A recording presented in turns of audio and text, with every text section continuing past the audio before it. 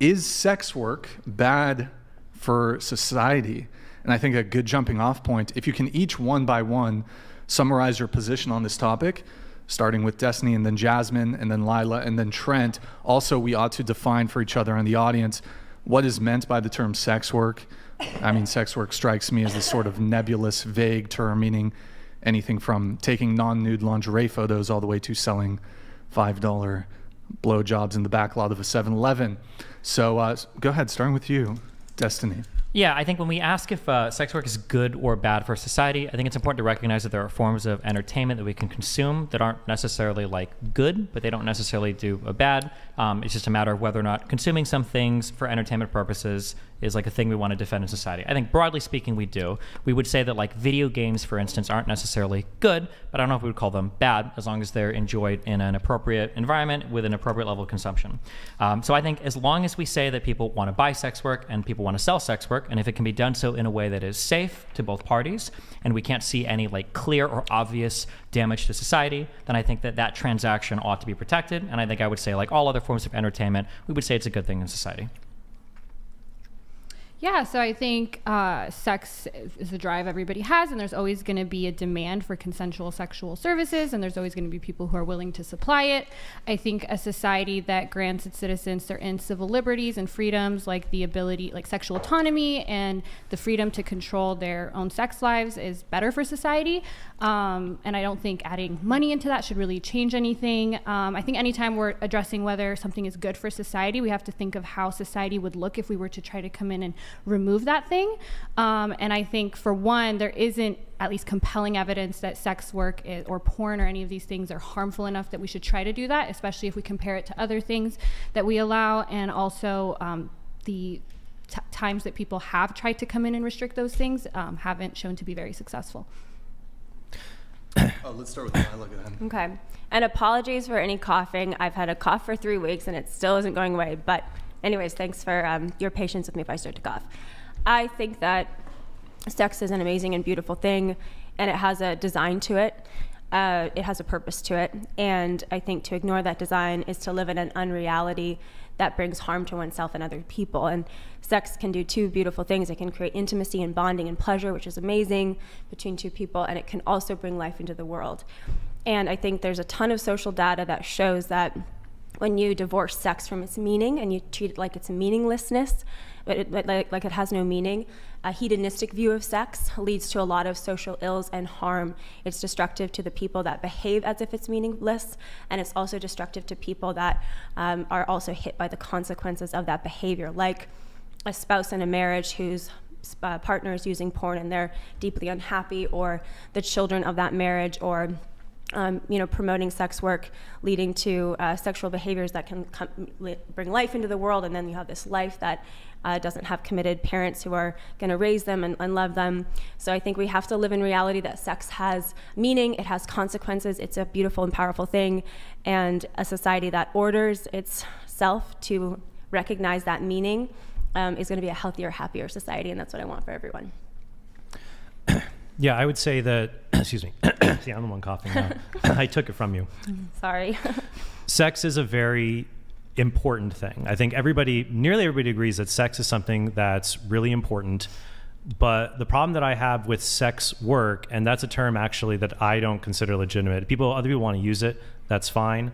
But I don't think that sex work exists any more than friend work exists. Sex is more than just a biological process or an activity between people.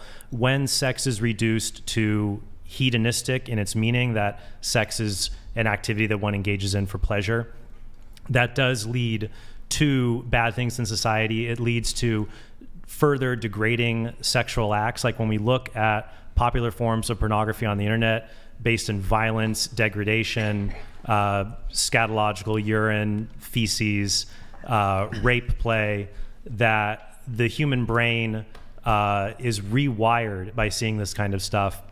And this isn't just stuff on the margins either. To look at what sex work does, if it takes sex and drains it of its meaning to make it hedonistic, we also lose the principles that we need to show that other depraved or disordered forms of sexuality are wrong or bad.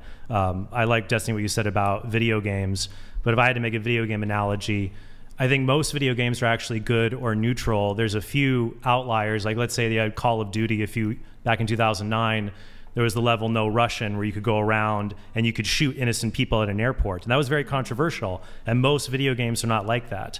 But if video games were like porn, some of the most popular games that people search for would have degrading acts of violence in it towards, just innocent people, not zombies. And I think people would see that that's very bad for the human person to degrade themselves in that way. So I am concerned that pornography and prostitution degrade sex from having a very important meaning and expression of love between persons and leads to an exploitation and problems in society if it's just a hedonistic view. That's my view. Those are open. All right, good debate, guys. Okay. But I do think it's important that to define that. Obviously, like we said, the term sex work is pretty broad here. I would say I define it into pornography and prostitution, with a gray area obviously in between. It's kind of hard to determine. But mostly this just involves monetizing the arousal of other people, the sexual arousal of other people. So you have to be making money, and your intention is to sexually arouse other people or bring them to climax. Obviously if you're engaged in a sex act. Gotcha. Before we dive into this, I think there's two really different ways this conversation would go. We can do both. I think we should decide first. Do we want to talk about sex work through the lens of the teleology of what we think sex ought to be for, or do we want to talk about like the impacts on society first?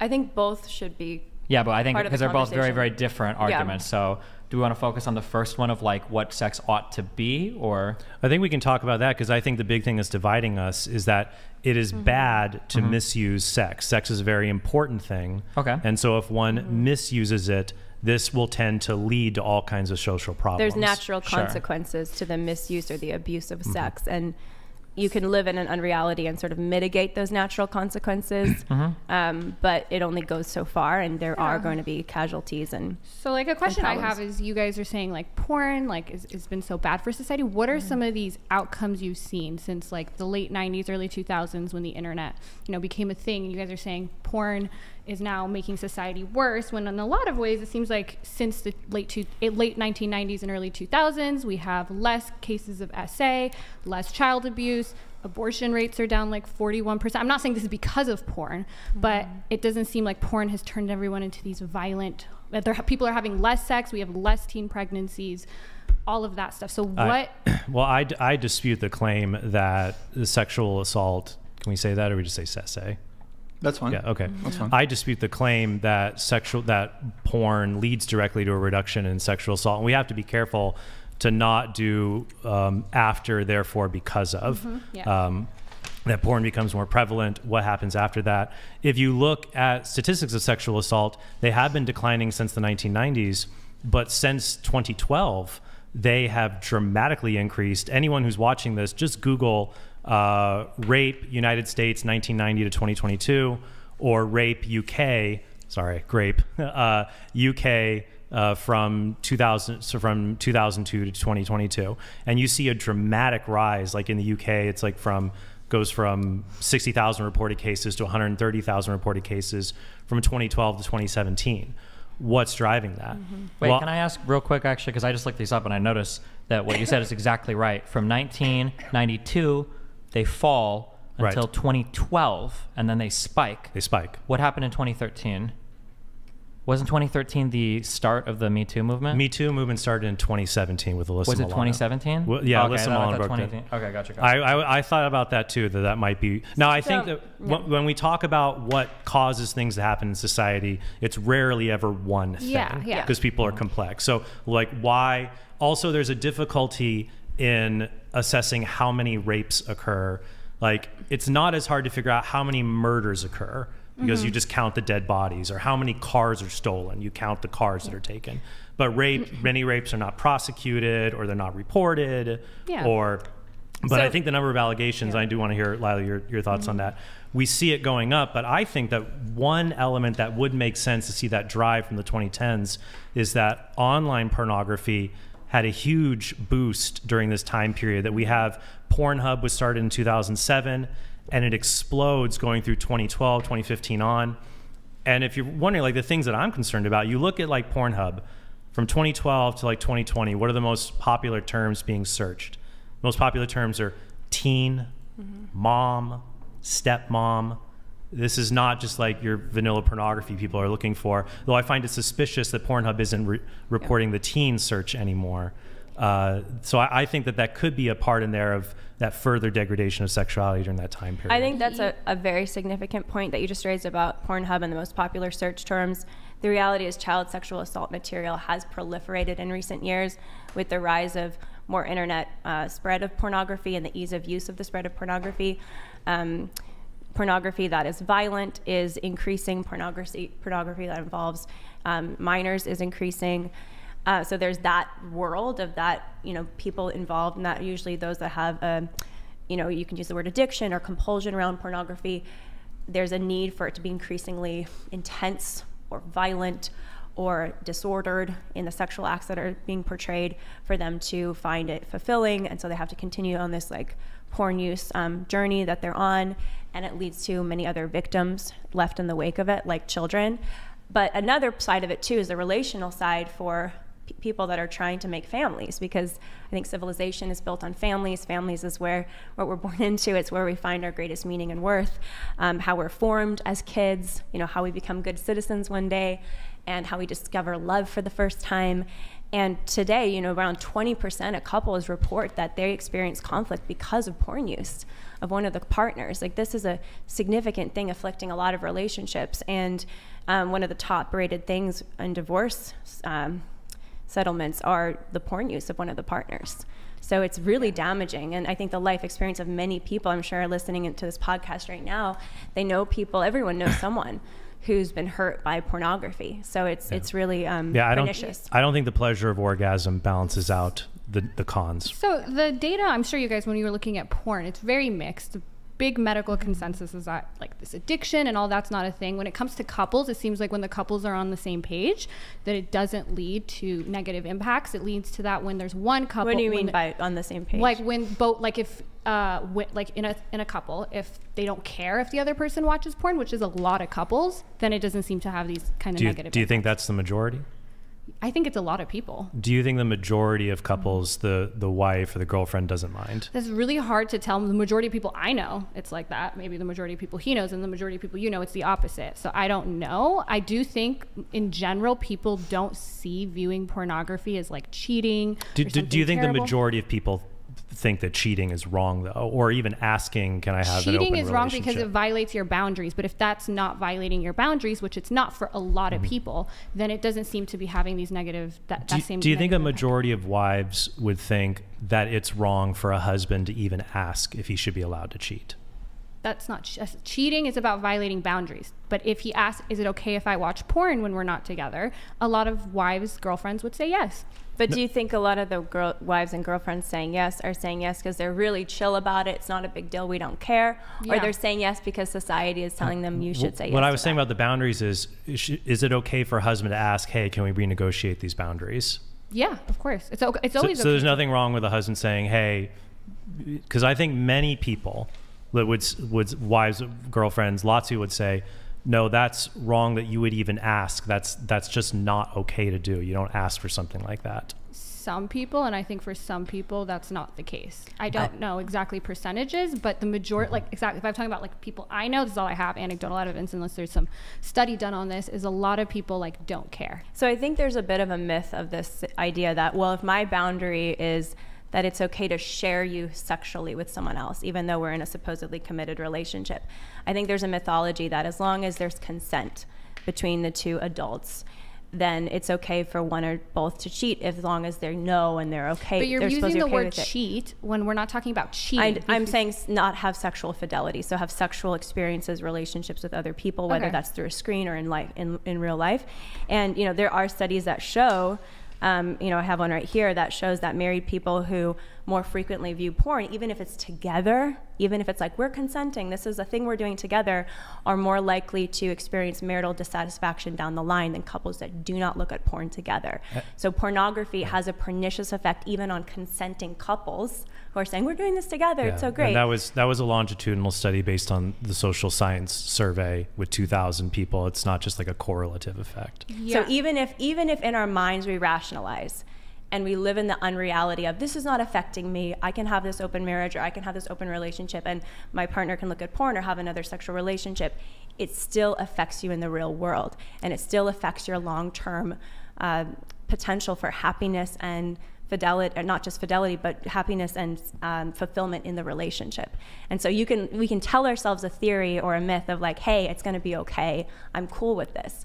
But in reality, it doesn't work that way in the long run. But see, like with a lot of this, I'm not sure if you guys are really frustrated looking up this stuff too, because so many studies conflict when it comes to porn and viewing. And it's like women who view pornography report higher sexual satisfaction when they view it with a partner. In fact, the data on women, why would that be, Jasmine?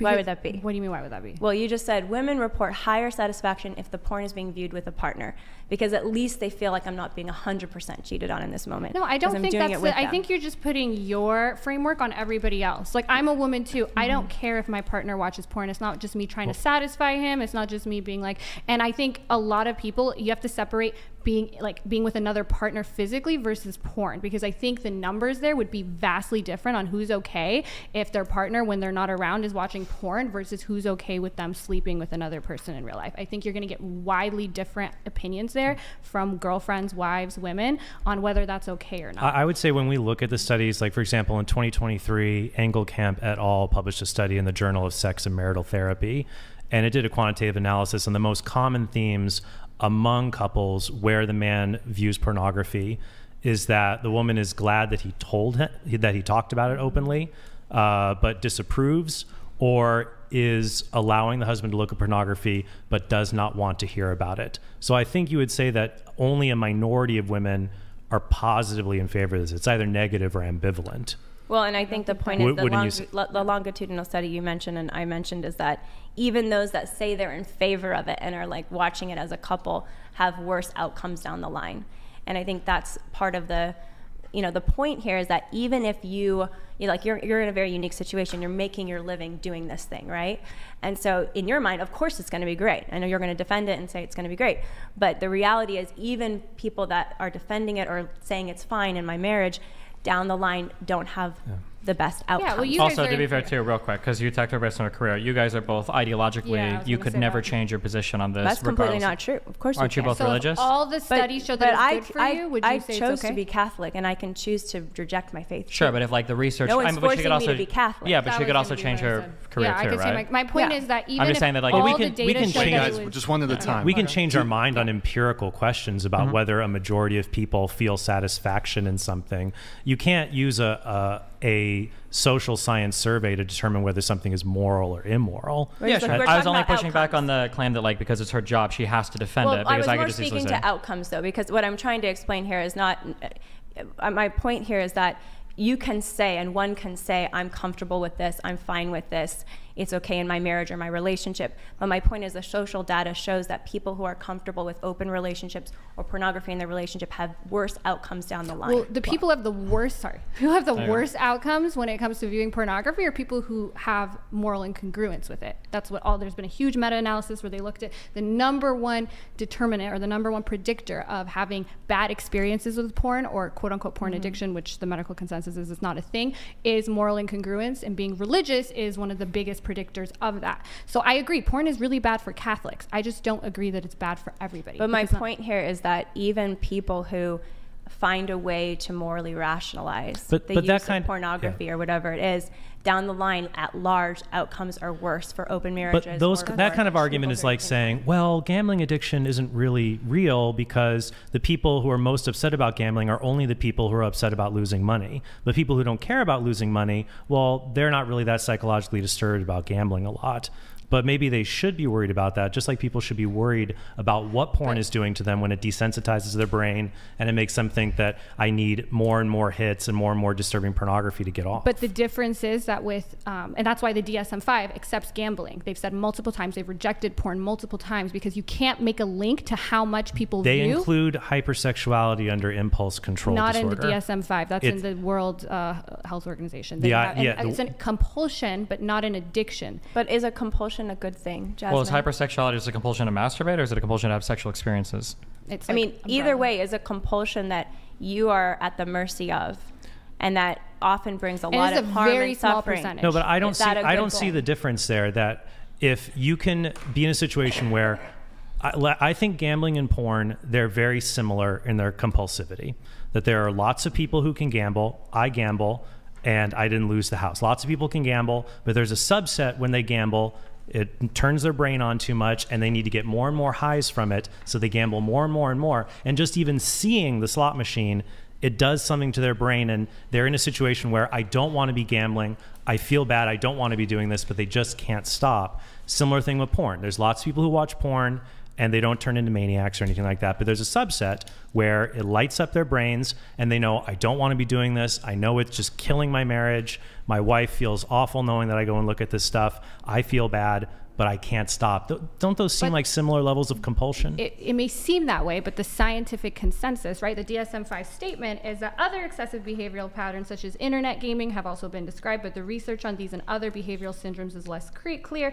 They make it akin to exercise addiction, shopping addiction, and sex addiction. The data is just not there. The point is that it affects you the way gambling does. That's not me saying it. That's what the scientific but the consensus DSM-5 is not an infallible Bible for everyone. You have other studies. For example, Love et al. Published a study on the Neuroscientific Foundation of Pornography Addiction, and that was a 2015 article, and they a meta-analysis, and they do link it to other addictions and other compulsions. And so I think if people just look at it, you just take a bird's eye view. The person who feels bad gambling and can't stop, the person who feels bad shopping and can't stop, and the person who looks at porn or sees prostitutes and feels bad and can't stop.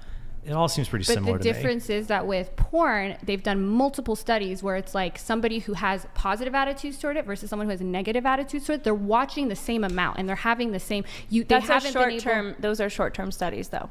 But it's so what all the but the data point shows. is, you can tell yourself, again, you can live in unreality and tell yourself, you know, this sexual act of infidelity, I know you don't call it infidelity because someone consented to it, but me going and, you know, being polyamorous, or me going and having multiple sexual experiences outside of my marriage or my relationship, or me going and looking at pornography or using pornography, you can tell yourself and experience short-term pleasure.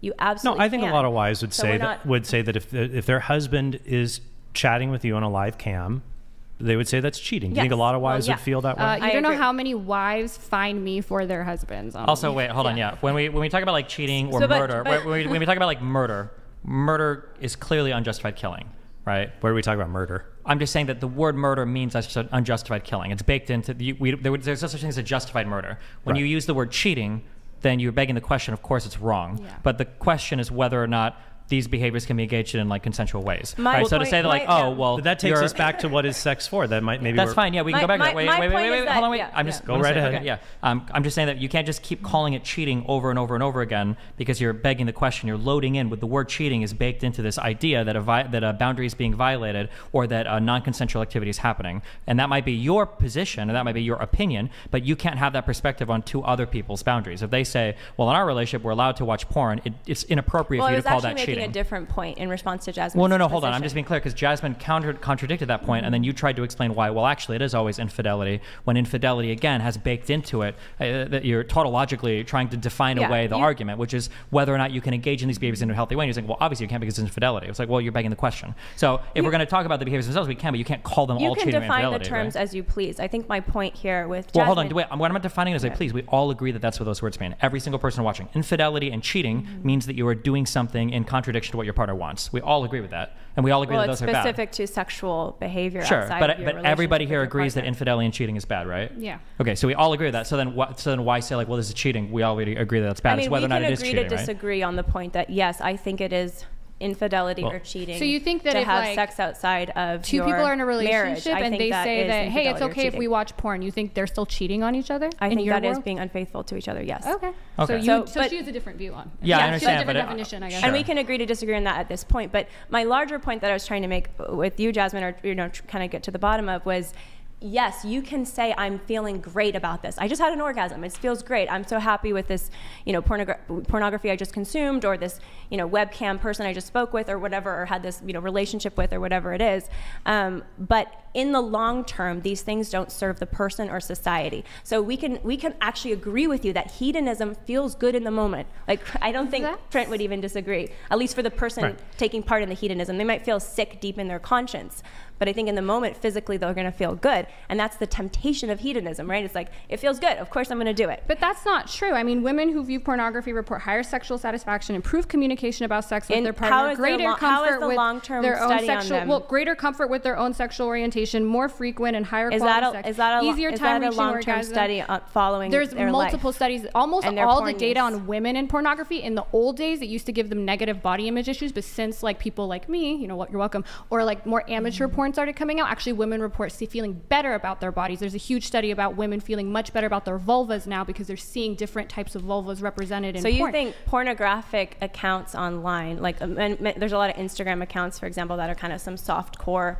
pornography, are making women at large and young girls at large feel good about their bodies? Pornography, there's studies about pornography and women who view pornography, because a lot of women watch like amateur porn more so than the mainstream studio porn now, and you're seeing all different kinds of body types. So that study that was done on women who now feel like, oh, I actually feel better about my vulva, I feel better about my body, when we compare that to women who viewed porn in the past, but when studio porn was the only kind of porn out, we're seeing a big difference. Yeah, I mean, at large, sexual objectification of women online and objectifying certain, who views porn more, men or women? Parts has been detrimental to young girls' Men health. view porn more, but women also do view it. Sure, like, I don't disagree with that. But I think we just still need to go back to just the idea of my argument. I think would be our argument that why pornography and prostitution is bad for society is that it encourages this false view about what sex is for that leads to all of these kinds of bad consequences. Well, what are the bad consequences? Also, real quick, can I run through some of these? Because I'm taking notes on some of these. Okay, so real quick on just like from top to bottom. So, well, why don't we go back and forth? Yeah, sure. Yeah, we can. Yeah, I just want a chance to go back and forth on some of these. So I heard a lot of points from Red, but I haven't been able to jump in on a lot of these. On the first one, so in 2013, the FBI redefined rape to include all forms of penetration on somebody, including like digital penetration. So that largely explains like the huge gap in numbers there. I don't know if you were trying to imply that in 2013 there was a spike that happened due to pornography or due to some other reason. I'm saying that's certainly plausible. It's a part of it, and you don't have enough evidence to say that explains all of the increase. No, but there was a massive redefinition. It also wouldn't explain the increase at the same time in England. And you I don't know about the increase in England. Well, I don't know about the increase in England, but I feel like if the numbers dramatically jumped in 2013, it's strange that you didn't search for the answer for why they jumped and just assumed because it fits the narrative of it must be pornography or whatever. When a redefining of rape would be a really big reason why the numbers might change. For instance, if you're familiar with Sweden's sexual assault statistics relating to immigration and everything, like the Swedish redefinition of a lot of these crimes is a reason why some of these numbers jump. So I think anytime you see a huge jump in the data, I think if you're inquisitive, you'll usually ask like, oh, well, I wonder why the data changed. But definitely there's also been meta-analysis of porn consumption that shows that many studies that show the link between porn use, and keep in mind a lot of porn today, some studies say 88% of porn today involves violence or aggressive acts. I don't believe that. There's women a link are more between, wait, when you say violence or aggressive acts, what does that mean? It involves, at the extreme simulation of sexual you said assault. 88%. I watch a lot of porn. I don't know how much porn is violent or aggressive. I'm just curious what counts as an aggressive act. 88% of porn is aggressive acts? Forceful, causing pain or discomfort to the person that's being involved in the sexual act. Yeah, so that's one that was a 2010 study. Another one that was published by Vera Gray 2021 in the British Journal of Criminology said that it put it at 1 in 8 had acts of violence that would be considered violence, like under things like for example, binding forelimbs and penetration, gagging. Sure. So I could buy the 1 in 8. The 1 in 8. My first point. Women are the ones that are disproportionately actually seeking that stuff out. So is that also just to police people? They're also disproportionately addicted. I would say. Wait, hold on just a sec. Destiny, you wanted to go, and then Lila, I'll have you respond. I just wanted to go ahead, Destiny. So I could believe the 1 in 8 number, the 88%. There's no chance that that's true. That's not of all pornography. It's of the 300 most common. Sure. I'm just saying 88% of all pornography being violent, unless you're defining like oral sex as violent, there's no shot that the number is that high. That's just it's of the most popular. And that's why on Pornhub you're having teens, and then you're having step parents involved or stepmom involved. I think urinating and ejaculating on somebody's face, I think that's violent and degrading. I understand what you're saying, but to the vast majority of normal human beings, urinating on somebody's face is far different than ejaculating on somebody's face. Maybe in the Catholic world, those are similar things, but in the ordinary world, those are two completely and totally separate acts. I think most people in the regular world would consider that utterly degrading. I'm saying those two things are different. If you want to classify both of them as degrading, that's fine. Why are they different? Because I don't know how much into detail, but urinating on somebody's face, the kink of water sports, is considered to be generally more extreme. There's far fewer people that are into it, and you're involving non-sexual fluids now in like a sexual sense. That's just considered a more hardcore type of... Why? If anything, urine is probably a more sterile liquid, and just because fewer people do it doesn't mean it's more extreme. I'm sure there's fewer people who do like Star Trek cosplay porn, but that doesn't mean it's more extreme than others just because it's a minority. I think that's just it's probably considered more extreme. There. It's not an intuition. It's because generally the further you get away from things that are less directly involved with sex, and then like the more uncomfortable those things tend to make people, the more we would classify those things as being kind of like extreme. I think it's like I mean, I don't know if, I'm sure we could have a huge debate on like, is bukkake porn considered extreme, or is it just like a hardcore kink? We can get into it. I'm just saying in general, if you look at the number of people into a kink like water sports, or you mentioned like scatology, like stuff like that, versus water sports. Like, you're talking about. Is that just urinating on others, or is it other urinating on people? Yeah. Or I think anything involving people. I'm not sure. I don't. Okay. Maybe Brian can fill us in more on. Because that's just euphemism. I enjoy water sports. I don't enjoy that. Well, that's what it's called. No, right? I don't care. I mean, people can come up with all this sort of stuff to smooth over, what is hold actually on. going on. I'm just trying to give an accurate accounting of how you refer to these things if you're looking them up or trying to find Go ahead. Did you want to ask anything else? I have a question. I reject this idea of like, well, as pornography increases, child sex material increases. Therefore, that's a fact, though. That's Destiny. Fine that it's a fact. But what I notice is oftentimes with porn, to try to refute like the central point, people will point to a negative outcome that might be increasing and pretend that counts as a refutation of the single point. A statement that I can make. That's not what we did, though, Destiny. That's exactly what you're doing. No. You're saying that as pornography increases, child sexual material might increase, which means it's an attack against pornography. But I would say is it's a form of pornography. Let me finish my statement. What I would say, it is a form of pornography. Literally, the increase of anything involving, say, children playing video games necessarily increases the exposure of them to people looking to abuse children. That doesn't necessarily mean that online video games or children playing online video games are bad. It just means that you have to control for the negative outcome of people abusing people playing online video games. Same thing with pornography. It's not an argument against pornography if some people might abuse it in a way. There might be some people that actually record actual sexual assault. That's not an argument against pornography. It's an argument against people doing that bad thing. It is an argument of the most commonly searched for terms are things like teen, barely legal, and they're constantly searched over and over as the most popular thing, which people aren't doing with like video games. I mean, here's the theory that I think that the social data proves very clearly, and this is the point, that when we disorder sex, when we divorce sex from love, fidelity, commitment, family, like the whole project of marriage, I'm gonna, sex can bring life into the world. If we do bring a life into the world, we're going to stick together, love each other, build a family together. When you take sex out of that context, out of the context of love and marriage, and you put it in the context of my goal, my orgasm, what I want, right? At whatever cost I can pay, provided someone else consents, right? It's not just, I think, that person that will suffer and the other people engaged directly in that will suffer, but it is children. And so you said, well, yes, okay, there's a proliferation of child sexual assault material, yeah, but that's not saying porn is responsible for that. That is a form of the porn that's being created and consumed at large in our society. So to say that children are somehow unscathed by the proliferation of porn, I think is totally untrue, Destiny. That's fine. And in addition, I'll just say one other thing. The flip side of this, we've debated on this before, Trent has as well. Sexual hedonism at large, in addition, leads to what we have today, which is abortion on demand.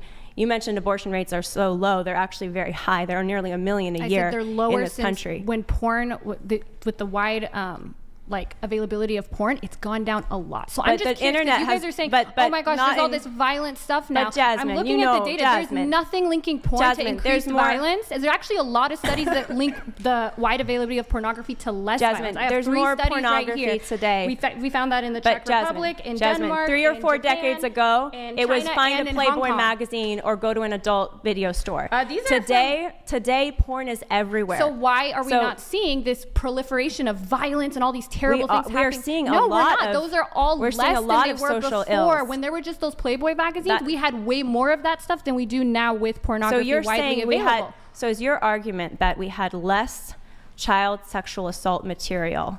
Child abuse has declined. So And you this is saying, from the- are you saying that child sexual assault material can be created without child abuse? I'm saying that that like child abuse cases, all of those have gone down. I'm also saying That's that incorrect, STD Jazmen. rates have gone. This is according to That's the, incorrect. So That's Is incorrect. this incorrect? Okay. Well, what Yeah. data do you have that shows So that that's your argument is that the proliferation of porn, somehow that has led to less I didn't child say it's sexual abuse. led to. I'm not saying causation. So what's here. your argument My then? argument here is that if porn became widely available and it's so violent and it's so terrible, then how come we're not seeing those outcomes Why is reflected there a in real proliferation life? of child sexual assault material on the internet and it increases Because every year? we have the Jazmen? internet now. We didn't have the internet before, but since we've had the internet, So you- we've had less abortion, less syphilis, less gonorrhea, less teen sex, less teen birth rates have fallen 33% according to the CDC.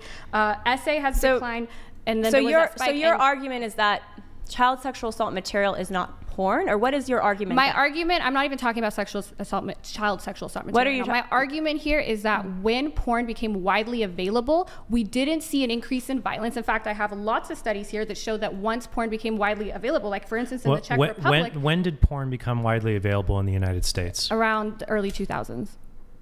That's what I read. So I think I can understand the argument you're making, but I don't think it bears out. For example, Right. with divorce rates, as an example, as I said earlier, one of the second highest most quoted thing when it comes to divorce today is the pornography use of one of the partners. But divorce So- rates have also gone down since the but early overall 2000s. they've gone up over the last Not since the 40, so this is 50 my years. question. But- Since porn has So- become available, they have not gone up. They've actually gone down since the early 2000s. Well, one reason they go down is people are choosing not to marry in the That's first less place. fine, people but what marrying, I'm that's saying, and I true. don't think they're choosing not. I don't think they're not choosing to get married because porn is available. But you have no link to that. My question is, But hold on, if I think it's a fact. It is a fact that the sexual revolution, which took place in this country mid 20th century, which opened the floodgates of pornography, first with, Playboy magazine, and then later on with the internet, which opened the floodgates to, no-fault divorce, more divorce, swinger culture, open marriages, all of this stuff, abortion, all of this stuff, that those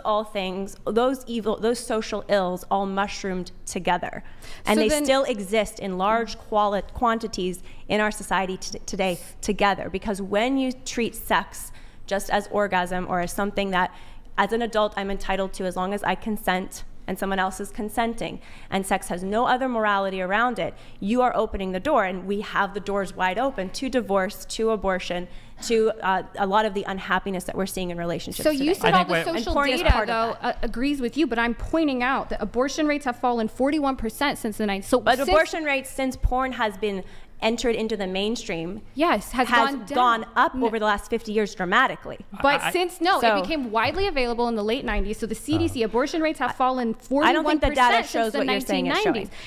People But- look it up. This is the CDC that's saying this. But you don't think that porn is the only reason? I for don't that? think that. But my we don't even know question if to they're you saying is this. that she's if not it's even such a arguing that terrible porn is the thing, cause of where it. are these terrible outcomes? And I'm Because trying not to say seeing that them. I'm trying to say that porn, whether it was the Playboy porn or it's the vastly available internet porn, The terrible So you think they're the same? I think that they are part of the same problem, which is divorcing meaning from sex and putting arms around hedonistic culture that breaks down families and breaks down marriages. And I'm saying that in the last 50 years in this country, we have seen unprecedented divorce, 50 years?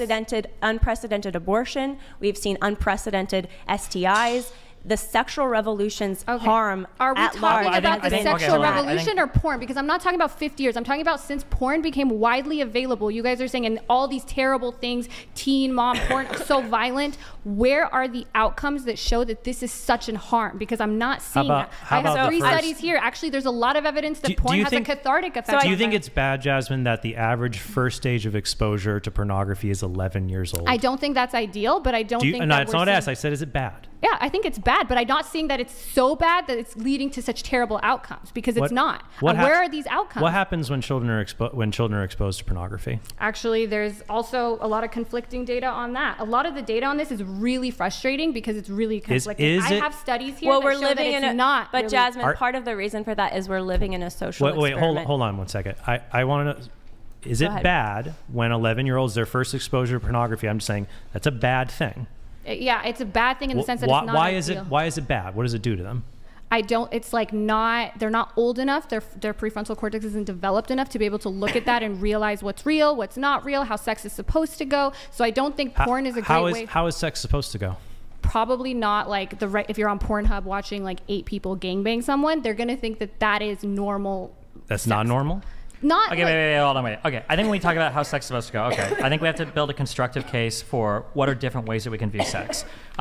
You guys seem to be really happy to say that like sex ought to be this, or society's destroyed sex, or blah, blah, blah, blah, blah. I think that you can posit a separate argument that sex is actually something that the body is capable of experiencing, that is a lot of fun, and we've evolved beyond the need to view sex as just a tool or a facility to pump out children, and instead can view it as a way to bond with people or have fun or enjoy recreationally. I think that we have the tools today to enjoy that because we've got things to protect or cure STDs. We've got ways to prevent pregnancies.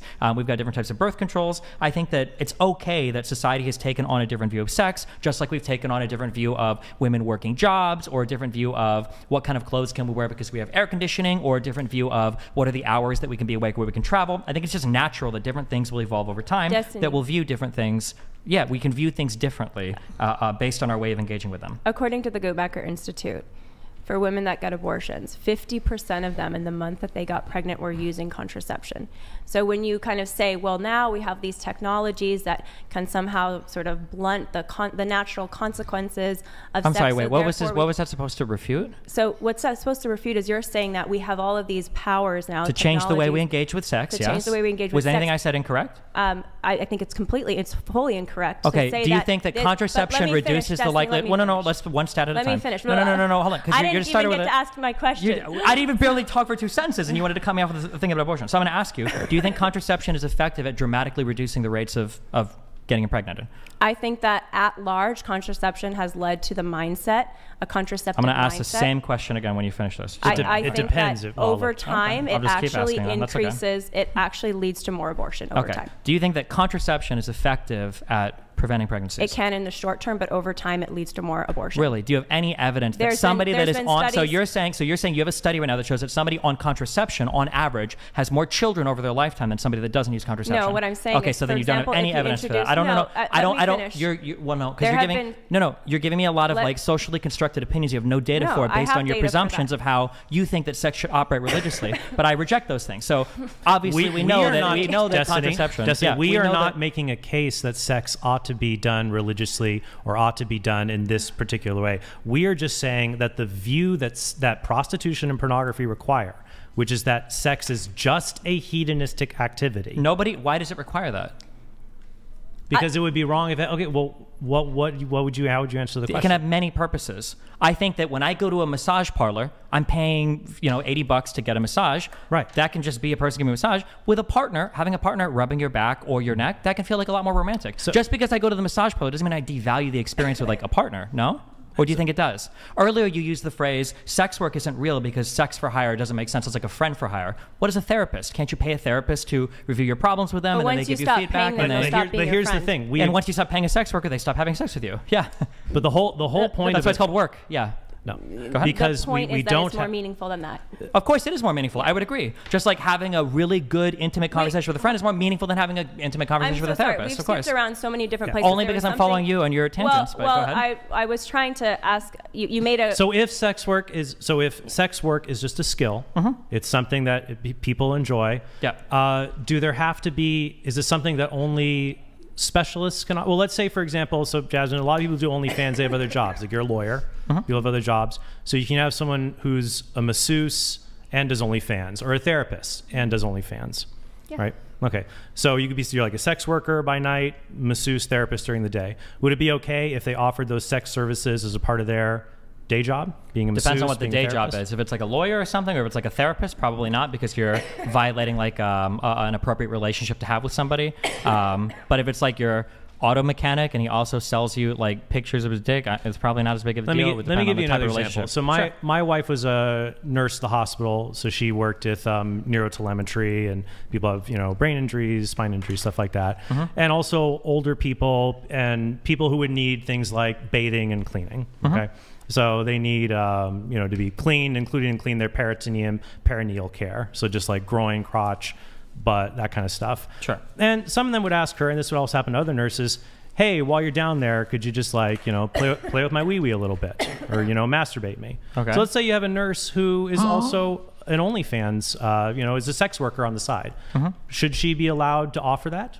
My understanding, and I'm not a medical professional, but my understanding is that when you're making decisions related to patient care, if a patient under your care, engaging in friendly or sexual relationships with them can cause an inappropriate crossing of boundaries that compromises your ability to deliver good medical care. So I would say that in the case where somebody's like a therapist or a medical professional that's making decisions relating to your healthcare, it's probably not appropriate. Because you just related therapy to lawyers friendship. Can't even accept. Hold on, wait. How did my relation of therapy to friendship break anything that I just said?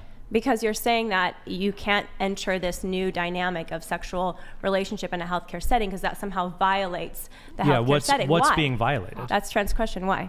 What did I just say was being violated? What is being violated? I said it like 3 times. I'll repeat it again. It's compromising your ability to deliver care. But if the care is included, let me ask you this question: If the sex work, you wouldn't include sex work and health work together in care unless you're So. I mean, we could invent a scenario that's true. What if you're going to a hospital and part of the care is my husband has issues with erectile dysfunction? Maybe part of the health services is them jerking you off to make sure everything's working. In that case, you would combine it. Would you agree, or would you say it's still inappropriate? Wait, I want to answer for that. Would you, if that case, would that be an appropriate combination of like? No, I don't think you should go to people to jerk you off. No, that's. Do you think it would be? Do you think us ignoring your personal sexual views? Do you think it would be appropriate? It's not a personal sexual view. It's the view that's actually been held for thousands of years by many millions and billions of people. So if you're going to a hospital and they're trying to check you for a working sexual function, them seeing if you can get an erection, that would be an inappropriate way for them to examine you? I think if they are really trying to determine if you can get an erection, there's a way, and you're a married person in a marriage. There's what if a way you're not a married person? What if you're single? Why would they need to determine that?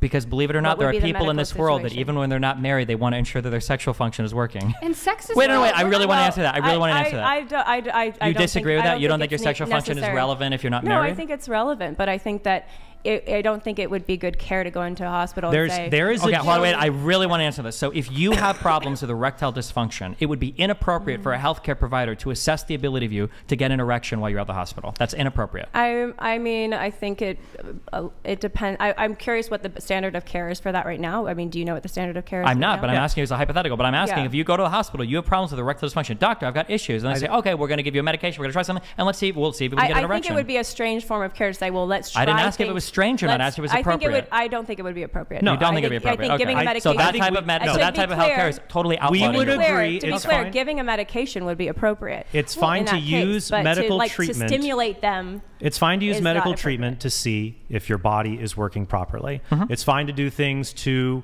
acquire semen, for example. You might use, for example, with some patients, use electroejaculation stimulation of the prostate in order to get... Well, for some patients, that's what you have to do, including if they're paralyzed. Okay, I understand what you just said was a way more hardcore kink than water sports, but okay, go ahead. No, to see if you can ejaculate, to see if you're able... There is a difference between trying to determine if your body is functioning properly and saying that sex is just a service that can be provided. If we provide people in the hospital, we provide them all kinds of services to make sure they're comfortable, right? Like we give them television. They don't need that to live, right? Okay. But it makes them comfortable, correct? Yeah. So we give patients stuff in the hospital to make sure that their stay is comfortable. We give them television. We give them different food they can choose. We give them bathing, obviously. And when they're very uncomfortable, we do things to make sure they're comfortable. So if a patient says, sex would make me very comfortable, why wouldn't, if a nurse can clean the guy's testicles and penis and is already handling all of this, why not just you put on the gloves and give him a hand job? Well, one is because it's illegal. But two, if it were legal, my guess would be the procedure for that would be you would bring in a third party or you contract out to somebody. Why do you bring in a third party I've already to give the guy? explained it. Let me finish. Let me finish. Why do you need to bring in a third party to give the guy a hand job and not a third party to wipe his butt and clean between his peritoneum? Because when you start engaging in romantic or sexual or well, who says it's friendships- romantic? It's just getting. I said or means intimate. any of these. Yeah. When you engage in romantic or sexual or friendship type things, that these things are all inappropriate because they compromise your ability to objectively offer care. For instance, would it be inappropriate to say, well, can you please just like jerk me off, you're gonna clean my ass? Yes, that would be, because if a patient starts to have a sexual relationship with a practitioner, then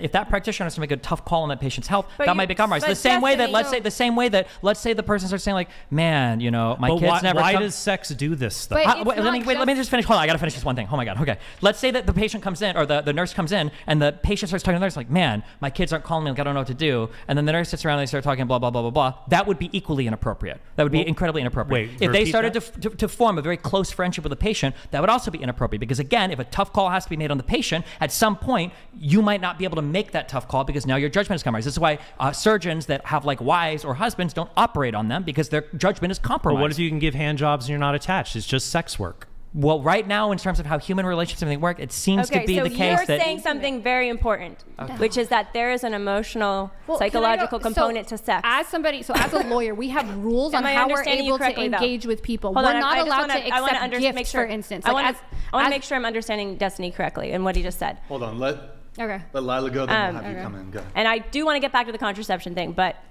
you had said that there's an emotional, romantic connection to sex. I don't know if you oftentimes there can be, yes. Yes. So that sounds like more than work.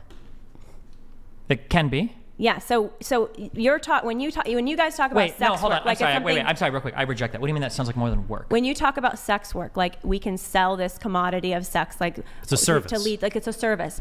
You're saying, well, but more emotions and psychological, romantic feelings get involved. Therefore, it doesn't belong in the professional setting of healthcare. That's what you're saying. Because so how can you still say it's work and it's a professional? Do teachers job? Work? Yes. Do they have emotional connections to children and parents? And they should. That's a healthy so then thing. That argument doesn't make any sense. So what's the next one? Well, are you saying that a nurse should not have an emotional connection at all to her patient? Generally, they try to minimize it, yes.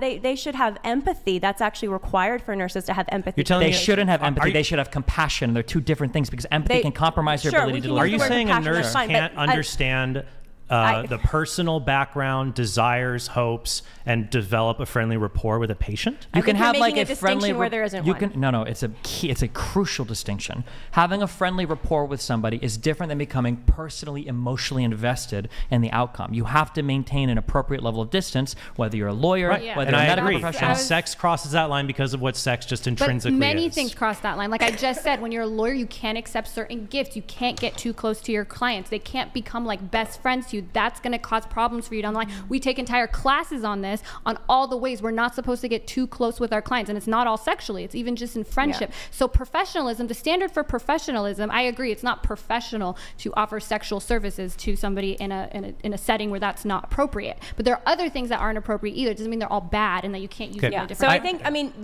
the point that you're making, though, is that sex is personal. It involves it can involve romance. It involves feelings. It involves this connectivity that you sometimes can't help but have, and that's our point. Well, I have a question. No, that's not your point. Yeah. That is a very important part of our point. No, that's every single human's point. We all understand that. Everyone here agrees that a therapist. You understand that, but you also think it's acceptable to have these sexual relationships with potentially thousands of people online you're not understanding. The whole point of your argument has to do with dual relationships. And you're trying to apply this to singular relationships. We all agree here that a therapist having sex with a patient would be bad, right?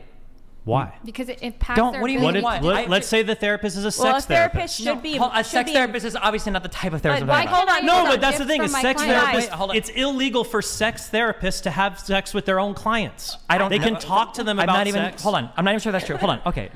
I can't ask a question because I'm not going to get any engagement. So I'll just make my point. That's not true, Jazmen. I'm not. It is a very simple question.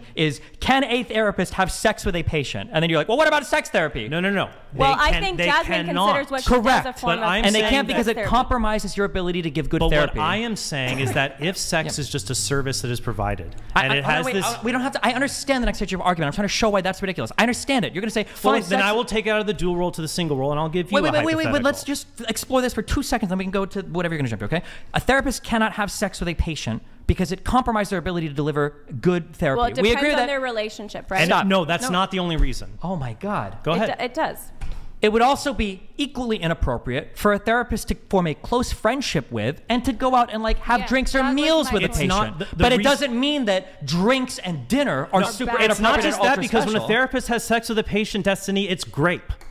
Because the therapist has a power imbalance over the patient and can manipulate their emotions, and there are consent issues involved. Sure, that's true as well. That's not what we're That's the focused more on here. important reason. Okay, we can pick a nurse and a patient I as think well. I think it must be said that a lot of people involved in creating pornography and prostitution consider what they do a form of therapy for the client. That's But not at all what there we're is a talking about. reason that the sexual revolution has coincided with us being more cognizant of things like consent, because the whole point of the sexual revolution and allowing people more freedom in how they want to express their sexuality is that it's a choice, but it's still your choice, right? That's why things like marital rape was outlawed in the 90s. We have the rape shield doctrine. You're not allowed to bring up a victim's past sexual history in a sexual assault case. We have the Me Too movement. So I don't think power imbalances are important because that can get in the way of consent. So consent is super important, but what you choose to do is not. That's what the sexual. It's not. It's an accident that those two things. And Me coincided. Too is a reaction against the excesses of the sexual revolution. So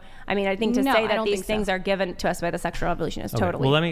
It, all right. it is though. All right, like so- marital rape. No. The marital Well, rape the early being outlawed, feminists- the rape early shield. feminists You're who saying were- Me Too is a reaction to what?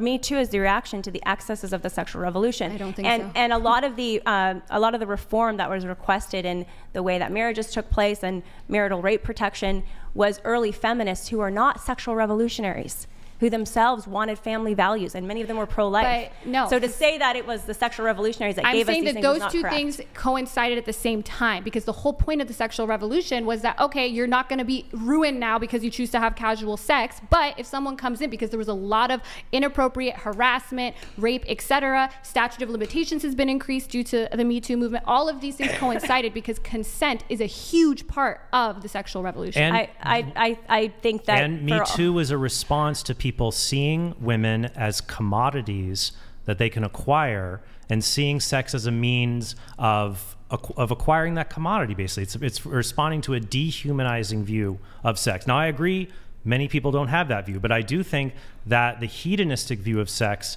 does lead to that. But here's the question I wanted to ask, just to get back to what sex is for and why I think it shows that this view of sex is absurd. All right, suppose you had a friend and they said, because this is parlaying on the idea that sex is just it's a hedonistic activity people can share with consent. Like, say, for example, like martial arts. So martial arts, if I go down Nobody this, thinks sex is like that. But no, hold on. Let me make the analogy. Okay, do if I start martial arts with somebody without their consent, I'll go to jail because that's assault, right?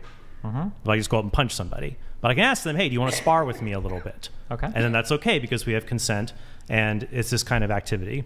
Now, imagine that would it be healthy to have a friend who says, hey, I'm glad you and I are getting into martial arts together, but I really feel like we can only be friends if you only do martial arts with me. Or we can only be friends if you only do tennis with me. Or I want you to be my only friend. You're the only friend that I have. With those examples, would you say that those are disordered friendships? Probably, yeah. All right, so my next question would be, is it disordered for someone to say, I want you to be the only person I have sex with, you're the only person who has sex with me? Do you think that's disordered? Not necessarily, no. What's the difference between activities that are pleasurable and consensual, martial arts, chess, tennis, spending time together, and sex then? What is the difference between the two, that one is disordered, it's a friendship you should not get in, and the other, we would say, not even that it's not disordered, but it's the way things ought to be. It might be the love of your life in a marriage. What's the difference? The difference is going to be the preference of the people that are partaking in these things. Some people might feel like they like to do martial arts with a lot of people, and for sexual activity, I think people tend to prefer to be more exclusive with that. There's probably other things we could think of that Is people that tend is to that be, natural? Or should we think like that's the way they ought to treat sex? whether or not it's natural or not is a separate question. Well, it seems obvious that if someone says, I want you to be my only friend and you can't have other friends, we'd say that's a friendship you probably shouldn't get into, right? Generally, yeah. Then why? But don't like, we, if we're going to use like why the natural, why don't we say the same thing then about I want you to be the only person I have sex with? In fact, we say that's a good. So if we're talking about sex work, if a subscriber told to me, "You're the only person I want you to," I'm the only person I want you to have, I would say no. That's not the context of this. Yeah, because you're selling a business and you can't have one customer. Yes, but my point is that just because that's one way to see sex is like an intimate, monogamous thing, there are a lot of people who don't view it that way, who don't want to view it that way. And I'm wondering, back to my original question, where are these outcomes that are so detrimental to society that's happening because some people that want to be polyamorous are not getting in the way of your monogamy. Well, you don't think that 20% of couples expressing unhappiness because of porn use in the relationship 20% is a problem? of couples? Where is that? Yeah, this is a study from, and then also the statistic about the amount of people that are pornography use being listed as one of the reasons for divorce. You don't think that that's meaningful? It could. There's many matters? things that are listed as divorce, but I have a bunch of studies here that show that since, like I just told you, porn actually can have a cathartic effect on violence. The STD rates come down. There's a huge study that shows that AIDS or HIV could go down by 30 to 40% if we were to just decriminalize prostitution. So there is evidence going both ways when it comes to porn and sex work, and I don't see anything that's super conclusive that this is just a terrible harm. More than something like alcohol. That's a study from the Wheatley Institute, by the way. About 20% of couples report a degree of conflict in their relationship due to pornography. One in four men report hiding porn from their partner. One in four men. Awesome. Okay. Hiding it from their partner. Probably because they're looking at that prostate electrostim porn. Okay. But I think the larger kind of the meta point here, and you were speaking to this earlier, Destiny, but then we kind of got the conversation unraveled a bit. But you were saying about how we have all this technology. And so now we can treat sex recreationally. Did I understand you correctly? I'm saying that it's allowed us to change the way we view sex, yes. Okay, so my point is that even with the technology, the natural consequences and outcomes still find the way. Even if we can live in unreality for a short time with the technology. I'm just on OnlyFans for a moment. It's not going to hurt my relationship. I'm going to use a condom here so I'm not going to get pregnant, whatever it is, right? Or I'm not going to get this girl pregnant, whatever it is. The consequences catch up. And when I brought up the Guttmacher Institute statistic, the reason it mattered is because half of the women who are getting abortions, according to the research arm of Planned Parenthood, the biggest abortion chain, report using contraception in the month that they got pregnant. So they were using it, they thought they were doing the safe sex thing, and then they get pregnant and they show up for the abortion. So my point here is... you keep bringing up the stat. Yeah. It wouldn't surprise me if, for instance, 70% of people that die in car accidents are wearing seatbelts. That doesn't mean wearing a seatbelt is bad. It means that, if you're going to be in a car accident, you're probably in a car, you're probably wearing a seatbelt. If you're getting pregnant, you're having sex, you're probably drawing some form of getting into the car is promiscuous sex. Maybe we should consider not getting into the car so much. Okay, I'm just saying that number you're giving, when that's saying people were on birth control. If getting into the car is going and sleeping with the prostitute, if getting into the car is hedonistic sex culture, then maybe I just want to ask you about your study. You brought up a study. I'm not familiar with this. You said that, what was that number that you quoted? You said which one? 50% of people said they were using birth control or whatever, and they got okay. So Guttmacher Institute. The types of in that study for birth control, did they include natural family planning and pull-out method? No, this is contraception, birth control pills, and condoms or barrier methods. Pull-out method and natural family planning are both considered forms of contraception. I mean, that's like a very small fraction of a percent of people who even use that anyways. First of all, that's not true. That is true. Especially among Christians. Natural family planning is considered one of the only ethical ways to do contraception, which you know. No, this is large. Right? This is largely birth control pills and barrier method condoms or diaphragms or otherwise. Okay, all right. I'd be curious if that's true, but even so, it is true because we know there's a failure rate. There's a failure rate even with sterilization. There is a failure rate, but perfect use failure rate is 1%. If real you're world having use a failure lot rate of could be. So why if is you're there having way regular less, promiscuous sex or regular sex even with one partner that you don't want to have a kid with, eventually there's going to be, for many there will be a failure. For many, for many there won't be. It's a 1% failure rate. That's the opposite of many. Let's say is almost 1 million abortions a year enough? No, and by the way, 1 million abortions a year from 330 million people. I don't know if that's enough. Well, hold on. By the way, you're so easily. Can I say one other point? Many people experience failure rates. That's not what 1% means. 1% is not many. One other point, because I know that you think abortion typically is acceptable up to a certain point. There's over 10,000 abortions that happen after the marker where you think it's a human life. Okay. So is 10,000 abortions, 10,000 murders, you would consider it murder, of children that are viable in this country a year, is that worth the promiscuity of adults? 10,000 murders But you're of children. linking that to sex work and promiscuity. I don't. Yeah, I'm I don't connecting you just all said, of it. oh, it's affecting 20. Alcohol is also like, I think 10% of divorces list like alcohol is the issue. Is alcohol bad now? I think alcoholism is bad. Alcoholism is bad, Yeah. but alcohol, it doesn't have to be alcoholism. Do you think that's bad? In moderation. So porn, yeah. I agree. If you have Well, a and I think compulsive, sex- but problematic porn use is bad, but is porn bad and is sex bad? That's the I question. think sex is Wait, great. I think porn is bad. What is the Okay, Jasmine? What's yeah. the difference between porn use and problematic porn use? Problematic porn use is where people personally identify, that's the medical term, with it being a problem in their lives, which is a very small, the only representative sample we have puts it at like 4% Is of it men. possible for someone to use porn in a bad way if they don't personally feel anything bad about it? What do you mean? Can you give me an example of how using porn in a bad way? In A that husband context a husband looks at porn, talks to OnlyFans girls, masturbates to them, and his wife hates it, but he doesn't think it's a big deal, and it's really hurting their marriage. Yeah, and she wants just to like leave. if he drinks alcohol too much and she doesn't think, and she doesn't like it, but he still does it. That's bad. It's bad when people violate the boundaries Now, of their let me try another one relationship. then. Let's say, what if the wife says, you talking to any woman on the face of the earth hurts me and makes me upset? Would you say that that wife has an inappropriate boundary?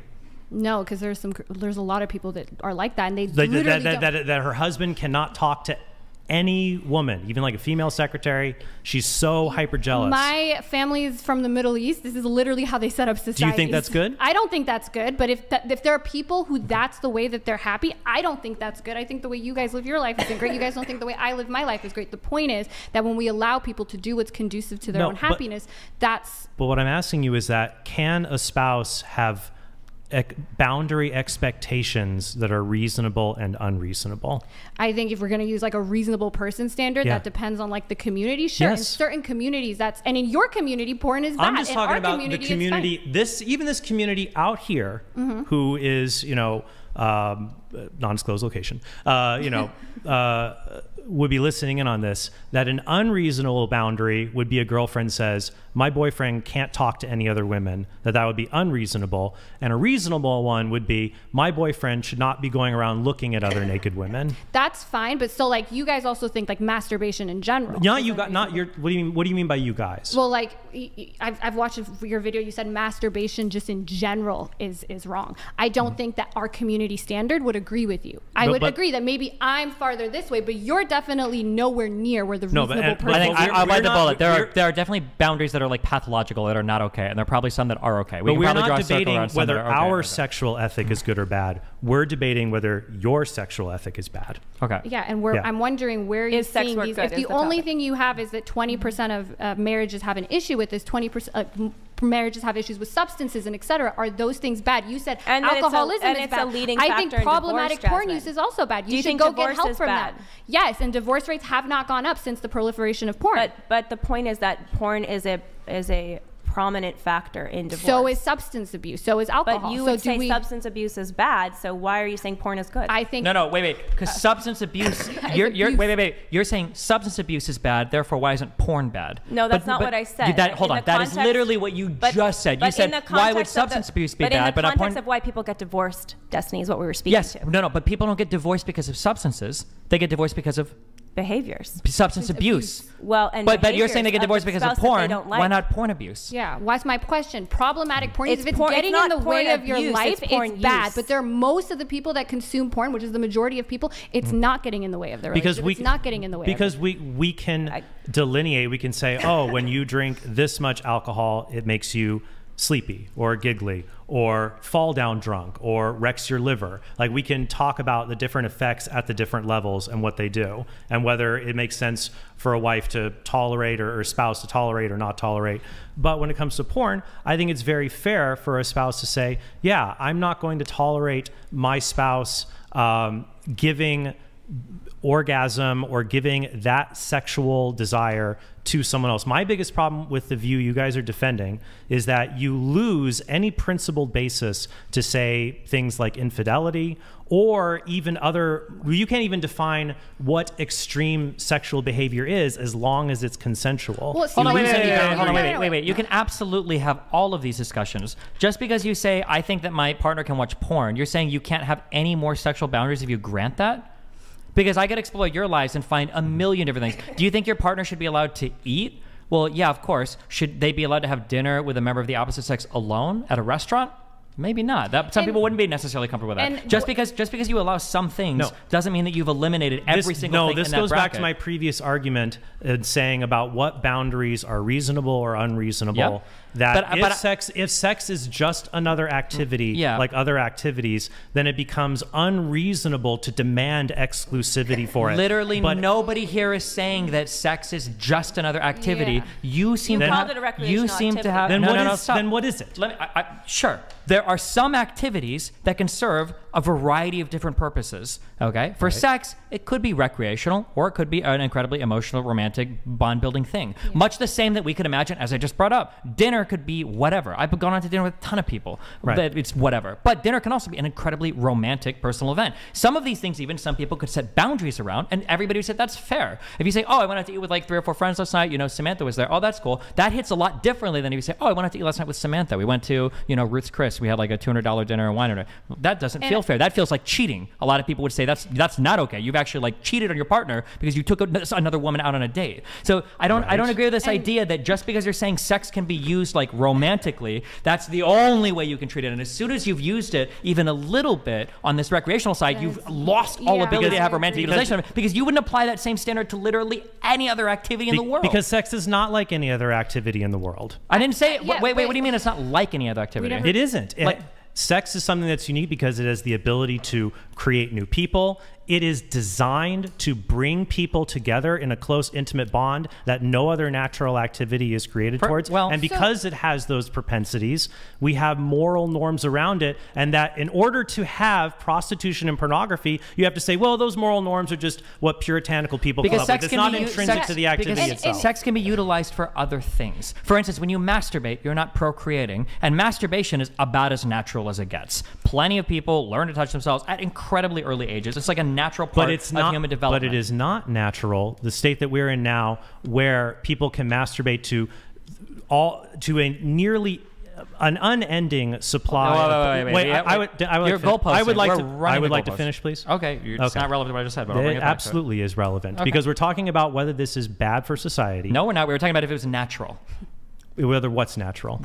You're saying that sex is made for procreation and blah, blah. First of all, ignore the fact that a designed process, well, we could fight over that, but that's going to get into religion. But I'm telling you that there are forms of natural sexual exploration, like masturbation, as you're growing up, that obviously don't produce children and aren't designed for that. I didn't say sex is for procreation. That's not my answer to the question what sex is for. But I'm getting back that even if someone didn't have a complete answer to what sex is for, they wouldn't say, oh, well, it's like dinner, it's like other activities where there's just a multiplicity of meanings. There's no correct meaning to it. People have a lot of different meanings to it. I think a lot of people would end up rejecting that. Wait, rejected how? When casual sex is so prevalent, what do you mean a lot of people would reject that? A lot of people will reject that when you talk about what is it for, like especially when you're in the context of a relationship. Well, yeah, in the context of a relationship, it changes, of course. And the most telling thing here, in my opinion, is all the social data shows, the vast majority of it shows that these problems arise when there's when there's a moral issue with it, right? Because alcohol, like you said, there is a link. They have linked the amount you drink with the probability of it leading to problems. With porn, there is no link. There's no study that can link the amount you watch with having problems with it in your social life, and even not true. First, not true. There are studies done by Nicole Prouse, who is a pro-porn advocate, in 2013 that shows there's lesser reactivity in the brain to people who frequently use porn to be able to have attachment to spouses or significant others.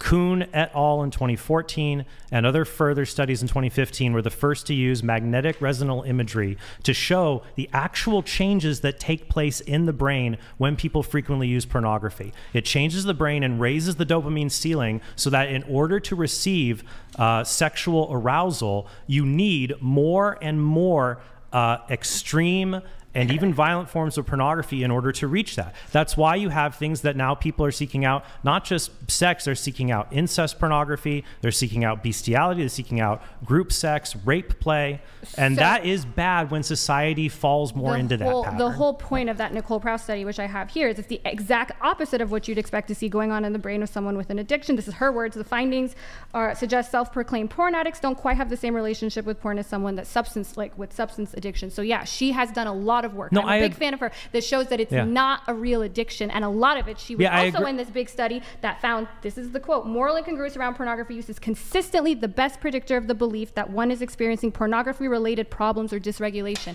It seems to be, unlike alcohol, unlike substances, that it has a lot to do with how you feel about it. And I can just give you anecdotal experience from talking to so many people on my OnlyFans. My European fans, those cultures where it's not like sex isn't seen as such a like terrible thing, the way they interact with me is like, hey, how are you? Can I get this video? And they're like, okay, cool. The people who have this moral incongruence, their behavior is super erratic. They come, they go, then they delete everything, then they come back. Sometimes they send you a Bible verse. Like, these people are really struggling.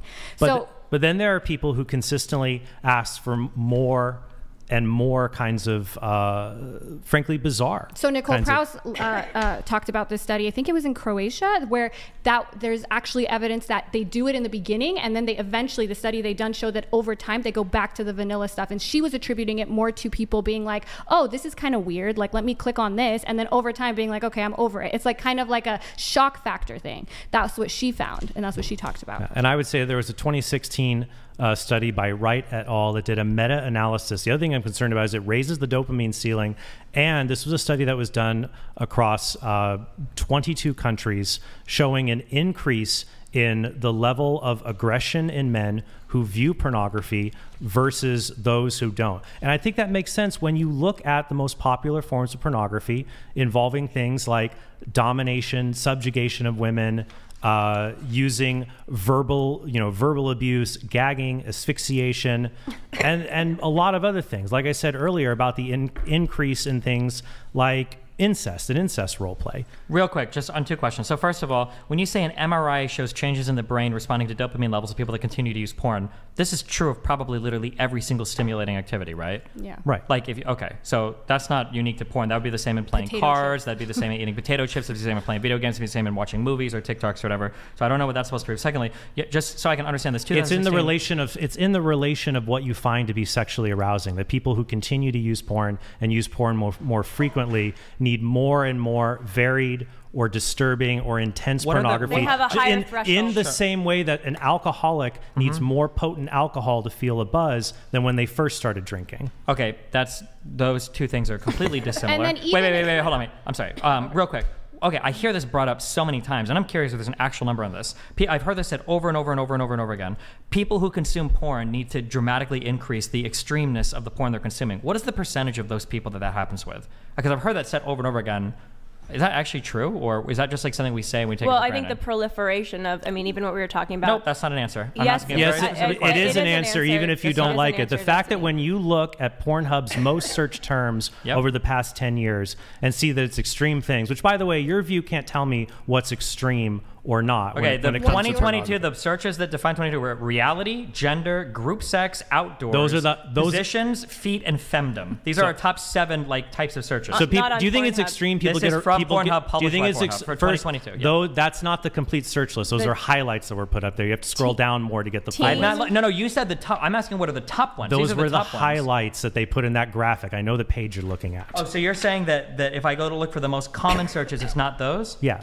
Oh, okay. Teen and scroll down more. Stepmom or step sibling. Okay, I'm sorry. You're right. So the most search terms were hentai, Japanese, oh no, MILF, which is the opposite of teen, lesbian. Teen mysteriously disappeared after 2020 when at the same time Pornhub was when Pornhub was being investigated for having child sexual assault materials and credit card companies were refusing to work with them. If you go back and look at it from 2012 to 2019, teen is one of the most common categories searched for. It mysteriously disappears though after they have trouble with these credit card companies. Does it mysteriously disappear or do they just eliminate the category to try to stay on the safe side of all the... Well, now they've realized I don't know what they've done, but they have seemed to have kept certain terms from being searched for, but other people go and search for them. And then, of course, there's other sites beyond Pornhub. There's Sure, there are. Okay, but I think we would consider this a good thing. This is like a form of regulation working, right? If we think that people searching for teen porn and is even bad, the ones you've put there, would you say hentai is a more extreme version of pornography? No. Depends on what you're looking for. Would you say it's more extreme? Do you think it's more extreme to be aroused by watching someone be penetrated by tentacles? Well, not all hentai porn is tentacle porn. There's lots of different types of hentai. But that's a common element of it. I don't know if that's true or not. Wait, I want to circle back. Wait. I want to circle back to this question. Nobody answered this. I want to know, do we know, because I've heard this said over and over and over again, that people that start searching for pornography are going to gravitate towards more extreme versions. I'm curious, what are the percentage of people that start on the pornography road that end up at more extreme? Well, Jazmen was using anecdotal examples of her clients. Okay, gotcha. You can go on from that. I just wanted to be clear then that this is repeated over and over again. We have no number on that. There's no data. That's just something that's said over and over again. I literally just told you what people tend to search for on the internet, and it's not like loving couple has sex. So and child sexual assault material is proliferating. Yep, we're talking around it. I had a very clear question. I was curious how many people start with vanilla porn and move on. I'm looking for a number between probably 100% because they start when they're 11 years old, and they probably see boobs, naked people, sex. And then it quickly moves on from there based on these common search terms you see what's on there. So 100% of people move on to hardcore. No, I'm sure not 100%. I'm sure some 11-year-old finds hentai and then they're really in for bad shit. Because of the work I do in speaking with young women, and the New York Times and others have done investigative reports on this, what young girls are reporting about sexual encounters that they have with other young boys and the extreme and often very disrespectful things that the young boys expect the young girls to do because of the pornography that they're exposed to on the internet. So I think it's living in unreality for you both to sit there and say, great. Well, hold on, wait, let me finish. Please let me finish. Yeah. I think it's living in unreality for you both to sit there and say, porn is harmless, it's great, yeah, there's some bad stuff, but it has nothing to do with porn, and everything's fine, when the reality is of your average young girl and your average young guy today, boy today, who's looking at porn on the internet is being exposed to rape porn, is being exposed to sexual assault porn, is being exposed to child sexual assault material, and a lot of young girls are reporting, and yes, we don't have the exact statistic on it because it's hard to know this. It's not just the niche. In 2021, Bella Delphine, one of the most... wait, she just said a whole thing. Do we get to respond? Fine. Well, the last thing I was just going to say is these young girls She's doing kidnap role play. It's pretty common. I mean, thank you. That's a good point. I mean, even this is a very prominent dressed as a child. A very prominent porn creator who's doing what Trent just said. But these young girls are reporting that they are being asked to do very degrading, demeaning things that are scary for them. It's even on this podcast. I was at this on this show. Okay, wait, you're just repeating your point. Okay, let's I was saying how the guy wants to do these aggressive, violent things with her, and she's uncomfortable. Okay. This is pervasive, and you can pretend it's not happening, but it is. That's fine. Okay, but like that, we can argue that there might be negative sexual behaviors that might be being picked up from porn, which is fine. If you've got numbers on that, I'd be interested. However, you don't think that's happening, Destiny? I do think it's happening, but we don't. I'm glad we can agree that but the problem is a lot of women push for it too. So it's hard to know. It doesn't matter who pushes for it. It has led to that. Is the point? It doesn't. But we don't know if it's led to it though, right? It could have been. There could be these desires that also weren't being expressed or being expressed in other ways before. For instance, you're saying, things like I can tell you what I'm saying. You don't have to say you're saying. I can just tell you what I'm saying, right? Things like, for instance, sexual behavior at the workplace is inappropriate towards women. That's something that's been a pastime in workplaces for a long time. Men treating women in sexually aggressive ways at workplaces that had nothing to do with pornography. Things like spousal rape or marital rape. These are things that have existed for a long time that weren't encouraged by or made for pornography. If you want to play history anecdotes, you can look at all of the conquests of cities where they're sacked and all the women are raped. Is it your argument that the 11-year-old who's exposed to pornography and finds themselves suddenly looking at sexually very explicit sexual assault material, pornography, that when they then may try to act out aspects of it with a girlfriend their first time in real life, that's a result not of the porn, but I don't think this is happening. I don't think an 11-year-old's first porn video is like Bukake throat fucker 69, that's not and then he takes his 12-year-old girlfriend. Okay, how do you know You're that? misrepresenting what I said. I said that the 11-year-old who's exposed to porn and gets hooked and starts to look for more and runs into, because it's everywhere, sexual assault material type porn, torture type porn, maybe child sexual assault material porn, that kid then, if they act out some element of that in a real life sexual relationship with a young girl, your argument is that, well, they would have done that anyways even without the porn? No, my argument is if you think that's happening, because I'm 34 and I've grown up hearing all the same arguments from Jack Thompson about video games.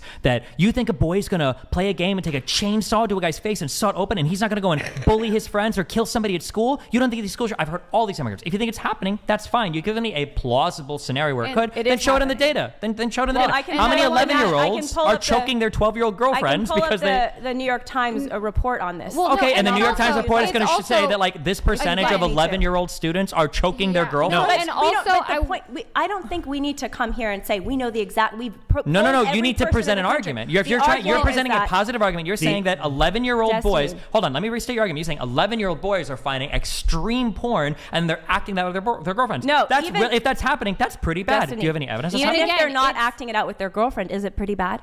Is it pretty bad if somebody views something? I don't know the answer to that. That's something that you would research. Do you think it's okay for an 11-year-old boy to suddenly start looking at rape? Probably not. Do you think it's okay for an 11-year-old boy to hear his parents having sex? Do you think it's okay for an 11-year-old boy to see somebody naked at a beach? So you think those are No, wait, answer those questions. Do you think it's okay for an 11-year-old boy? You're trying to use them as comparisons. Do you think that an 11-year-old boy, I didn't say they were the same. That's why it's a comparison. If it was a comparison, it wouldn't be two different things that I'd be comparing. It would just be me saying the same thing twice. They're not a meaningful comparison because well, let's find out if it's a meaningful comparison. That's what I'm asking you. Can you tell me, is it appropriate for an 11-year-old boy to hear his parents having sex? No. I think that's inappropriate, but it is dramatically more scarring to walk in and see a rape happen. Scarring. Okay. Oh, okay. And then problematic. Then give me the study. Show me the data. So there's 11-year-olds that are traumatized that are scarred. Okay. Then show me. No, it should be easy to show me. We don't have to do that. Overwhelmingly women that are seeking out this kind of stuff. So if there's a woman who's 13, 14, I was one of these, and I was like, ooh, choking kind of hot. And then when I got a boyfriend, I was like, I want to try out choking, and we both agreed that this is what we want to do. How is that harmful? Are you saying that it's not bad for a 13-year-old girl to seek out choking porn? No, I don't think it's bad. I think if that's what you're into. So you think maybe it's a good thing to show that to her. And I also want to say, where is this harm? You think, repeat this, it's not bad for a 13-year-old girl to seek out porn where women are choked as part of sexual violence. I don't think it's wrong for girls when they're exploring their sexuality and they do that through porn, if they like being dominated, like I'm one of these girls, to see that represented in porn. Would it be wrong for an adult to show a 13-year-old girl that? Yes, but that's different. It's different because there's an imbalance thing. You're not supposed to show children this, but if a child, like when I was 13, how about 14, a 16-year-old boyfriend shows it to her? As if he's like, hey, are you into this? I don't think that's bad either. Wait, 16-year-old boyfriend with a 16-year-old girlfriend, or 16-year-old boyfriend with a 13-year-old girlfriend? Yeah, that's with a 13-year-old girlfriend. Oh, well, that's different. It's 3 years. 3 years 15. Is typically. If it's within before it becomes statutory rape, when they're not even supposed to be having sex. If it's 16 and 13, in most states, they're not even supposed to be having sex. So or 16 and 14. I know that the Romeo and Juliet laws differ in every case. 15 and 16 or 13 and 14, whatever you want to say. If it's two people of the same age and they're just exploring what each other likes and there's consent and both people are comfortable with it and it turns them on, it's okay for them to explore. Wait, now let's go back then. So it sounds like what you're saying is, so fine, 13. How about a 10-year-old girl is looking up this stuff? I mean, that's really young, but I think that's still part of like normal exploration. I agree. I wish this wasn't available to children. Are children harmed when they see pornography? Well, the research on that is kind of mixed. I actually have a couple. So your answer is I don't know.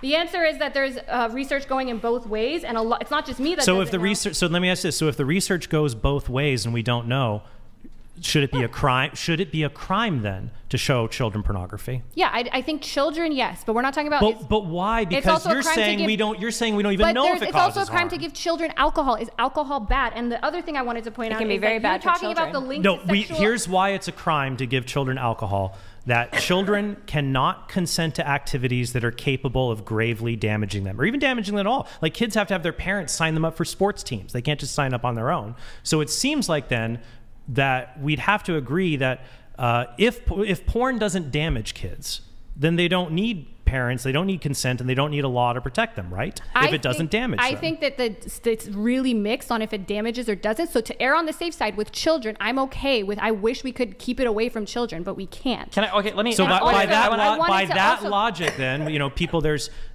differing opinions about whether childhood football damages children too much or not. So by that logic, we should treat childhood football teams as being as wrong and necessary to outlaw as showing porn to children. What? Okay, wait. Here's a question. Which doesn't make any sense.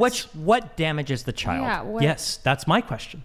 No, that's my question to you now. Well, you're the ones promoting sex work and pornography. Sure. So I'm asking where you draw the line, because you're saying that it's clearly not. You're saying that porn is clearly over the line, despite the fact that you presented absolutely zero data to support that point. So you're giving that a child being exposed to pornography when they're 11 or 12 or 13 or whatever are having all these negative outcomes. I don't think you provided a single stat for any of that, or a single point for any of that, other than it feels wrong. I mean, which is fine. It can feel wrong. I did provide that. I mentioned the 2016 Wright et al. Study with the 22 countries, 22 studies. That was of children? That sounded of all people. It's talking about children, young people, and rise of aggression and use of pornography. That's 22 studies across 7 countries. There are other studies that we can put forward. Okay, so But even beyond the studies, it's just an obvious. Okay, Stop. I don't like to I say would like obvious, to but my finish, and question- then I would love to hear your response. It just seems obvious to me that if a 12-year-old boy has access to Pornhub and can freely search it, it won't take him long to find what we consider extreme pornography. And if he finds extreme pornography, what are those outcomes? So you talked about sexual aggression. There's a meta-analysis from the 1970s to 2020,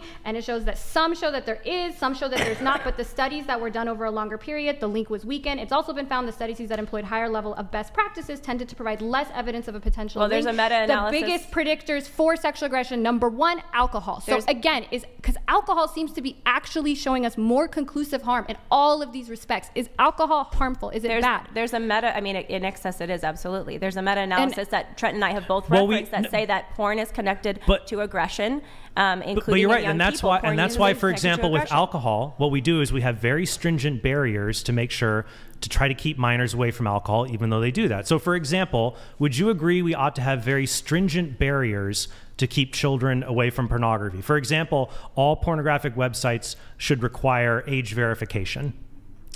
I think that the problem is that practically speaking, the ones that are going to implement that are going to be the bigger ones, but it's the internet. You can't control the internet. So what's going to happen is those sketchy sites in Russia are going to be Why don't we just have a rule that all pornographic websites have to have a XXX domain, and then we can put them in one area that requires age verification? How about that? If there was a way that we could actually make it so that you had to verify your age to be on these, then that it wouldn't lead to just moving people over to sketchier places where they can still access, because I don't know if you know, the internet's pretty easy to find like crazy shit. You don't, and even if you go, especially the sketchier. What's worse on the sketchier stuff? What do you mean what's worse? You're saying you're worried that if you use age verification to keep a kid off Pornhub, he'll go to a sketchier website. So the sketchier stuff, so for instance, places like Pornhub right now, they have gotten way stricter with the type of content you can put out. You can't put out, like, if you search rape on Pornhub, nothing comes up. But if you go to like some of these sketchier ones, they do come up. So your issue is more... Can you do step-sibling incest? Yeah, and I don't think that's necessarily like, okay, if someone views step-sibling incest, what are they doing? What are they doing with that that's so harmful to society? Is step-sibling incest bad? Watching step-sibling incest... No, I'm just saying, is the act of step-sibling incest bad? I wouldn't say it's 100% bad, and I want to know, if you're saying it's bad, why? Where are the outcomes? Because I'm looking at outcomes. Because family members shouldn't have sex with each other. That seems I'm pretty looking obvious. at outcomes here. So I'm saying if people are watching this more aggressive because porn, if you have two where kids, is that? Where is that? Come on, Because if you have two I don't need a kids, study to know that I shouldn't have sex with my sister, whether she's by is law or watching blood it, but or is, brother. Is watching Is watching it increasing step-sibling incest? That's my question. Is watching this stuff increasing it happening? Are people having more incest now in real life, or are they just watching it? it desensitizes one to it, yes. So, but is that actually leading? Because the same thing happens with violent porn, but there's a lot of studies that show it can kind of have a cathartic effect, and that sexual crimes actually decrease when people watch it. So my question is... There's a meta-analysis with 22 studies that show that increased use in porn increases in okay, and this is a meta-analysis of even more that shows that some of them do, some of them don't, but the ones that had best practices show a weakened link. So I guess what best practices? Best practices means like having the like peer review, better control group, more people. You're talking about studies, not the porn. Yeah, I'm talking about studies. So the studies that have best practices employed, that's what this meta-analysis from 1970 to 2020 found, showed that that link is actually weakened. And then if you look at actual crimes happening, what I am surprised by is that you can't make a moral decision without saying, well, let's see what these psychological studies say, even though we're in the midst of a replication crisis. Well, let me finish. We're in the midst of a replication crisis where many sociological studies, in some instances 70 or 80%, can't be replicated. So we don't know if the study's conditions are accurate. We can't just go with the very basic element of, hey, getting an erection at watching fake rape, that's probably a bad scenario. That's probably bad if people do that. Well, here's the thing. You're talking about incest, right? If we're saying that's that bad. That's also rape. People are watching step-sibling, step-sister stuff. It's not making them more likely to do it. We have no evidence. It's not leading to greater aggression in society. Hold on a second. It's not leading to anything. If the harm is just minimized to them seeing it and being aroused by it, is that inherently bad? I just want to get something clear. And if so, why? Can I get something clear? You're okay with people being aroused and ejaculating over rape porn. You're okay with that? As long as it's something that, if it's not real and if it's consensual actors, and yes, you're I'm okay with someone getting aroused and ejaculating over incest porn? Yeah, as long as, and would you be okay with someone ejaculating and being aroused over child sexual assault material, provided it wasn't a real child, it was a simulation. And same thing, if it was a simulation, I would look at what the consequences are. If it's leading, especially when some of them show it's leading to less actual harm to children, or if it's leading to less sexual aggression in person, if it's leading to less SAs, which a lot of studies show, then I think yes. I think if you're just getting aroused by it, but there's no harm being done. What about a child being raped, but it's a simulation, and it's okay for someone to ejaculate over that, in your mind? I would say that okay, here's the thing. Some people have that proclivity, and if watching it when there's no real child, if it's AI, and that prevents somebody from actually acting this out, has a cathartic effect, I would say. Now, there's evidence that watching here's a that has a cathartic effect on actual SA. Here's the difference.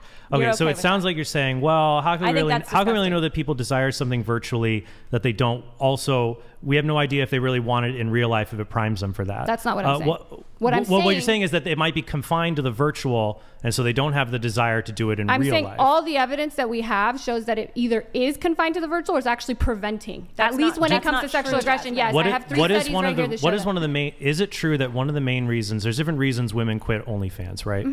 Is one of the main reasons that they find they make more money doing escorting? I have no idea. I've never heard of anyone I know has never quit to do escorting. No. Do any people who do OnlyFans make supplementary income from escorting? Some do. It's against the rules of OnlyFans. If they found out, you get kicked off. But or other cam sites. I'm sure they do. But what? So do you think then in those cases that it's plausible someone begins on a cam site, they're excited by this virtually, and then they want to take it to the next level, and that's how that happens? What do you mean? What happens? They're now sexually assaulting the No, they're having a physical active intercourse with this person they first experienced on cams. Yeah, what does that have to do though with having higher rates of child sexual assault? What I'm saying then is that if we see in these circumstances where someone begins, they're aroused by virtual contact with someone, and then it instincts, well, I want to take it to the next level. That's going to really make me aroused, and go and meet that cam girl in person. Why wouldn't that apply also to virtual acts of rape? Because all the data shows that it doesn't. Absolutely no. Even people like Jordan Peterson have talked about how there seems to be a cathartic effect from watching it that actually leads to less of this happening in real life. And I have some studies that show that you have no evidence saying that people watching this leads to more of it. In fact, there's evidence that's leaning in the other direction. There's Wait, many Destiny, cases you wanted to add something. Yeah, these arguments are completely and totally disconnected. The idea that if somebody gets into some type of work, they might continue on down that type of work doesn't at all feed into like, well, isn't it obvious that if somebody watches porn, like that's like saying like if you start drinking at all, you're going to become an alcoholic, and it's like, well, why would you say that? Well, isn't it likely that somebody that works as a bar back might become a bartender someday? So why wouldn't like that argument? There's no connection whatsoever. There are many cases of people that are ultimately caught for the use of child sexual assault material.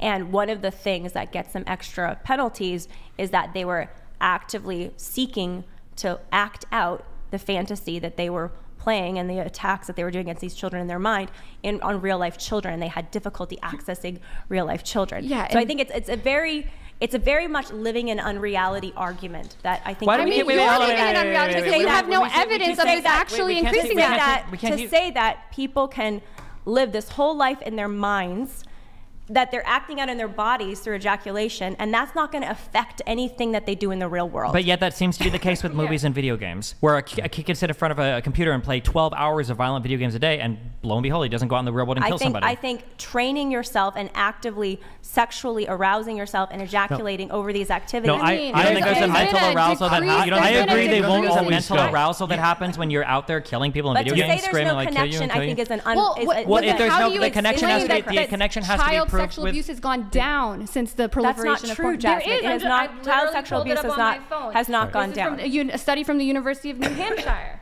that the decline of 30% or more in substance. Is this reported child sexual abuse, Jasmine? Yes, but so where's your evidence then that it's just unreported now, but it's going up because people are watching? Where is that evidence? We have insane rates of child sexual abuse in this country, and it's gone up since the proliferation of porn.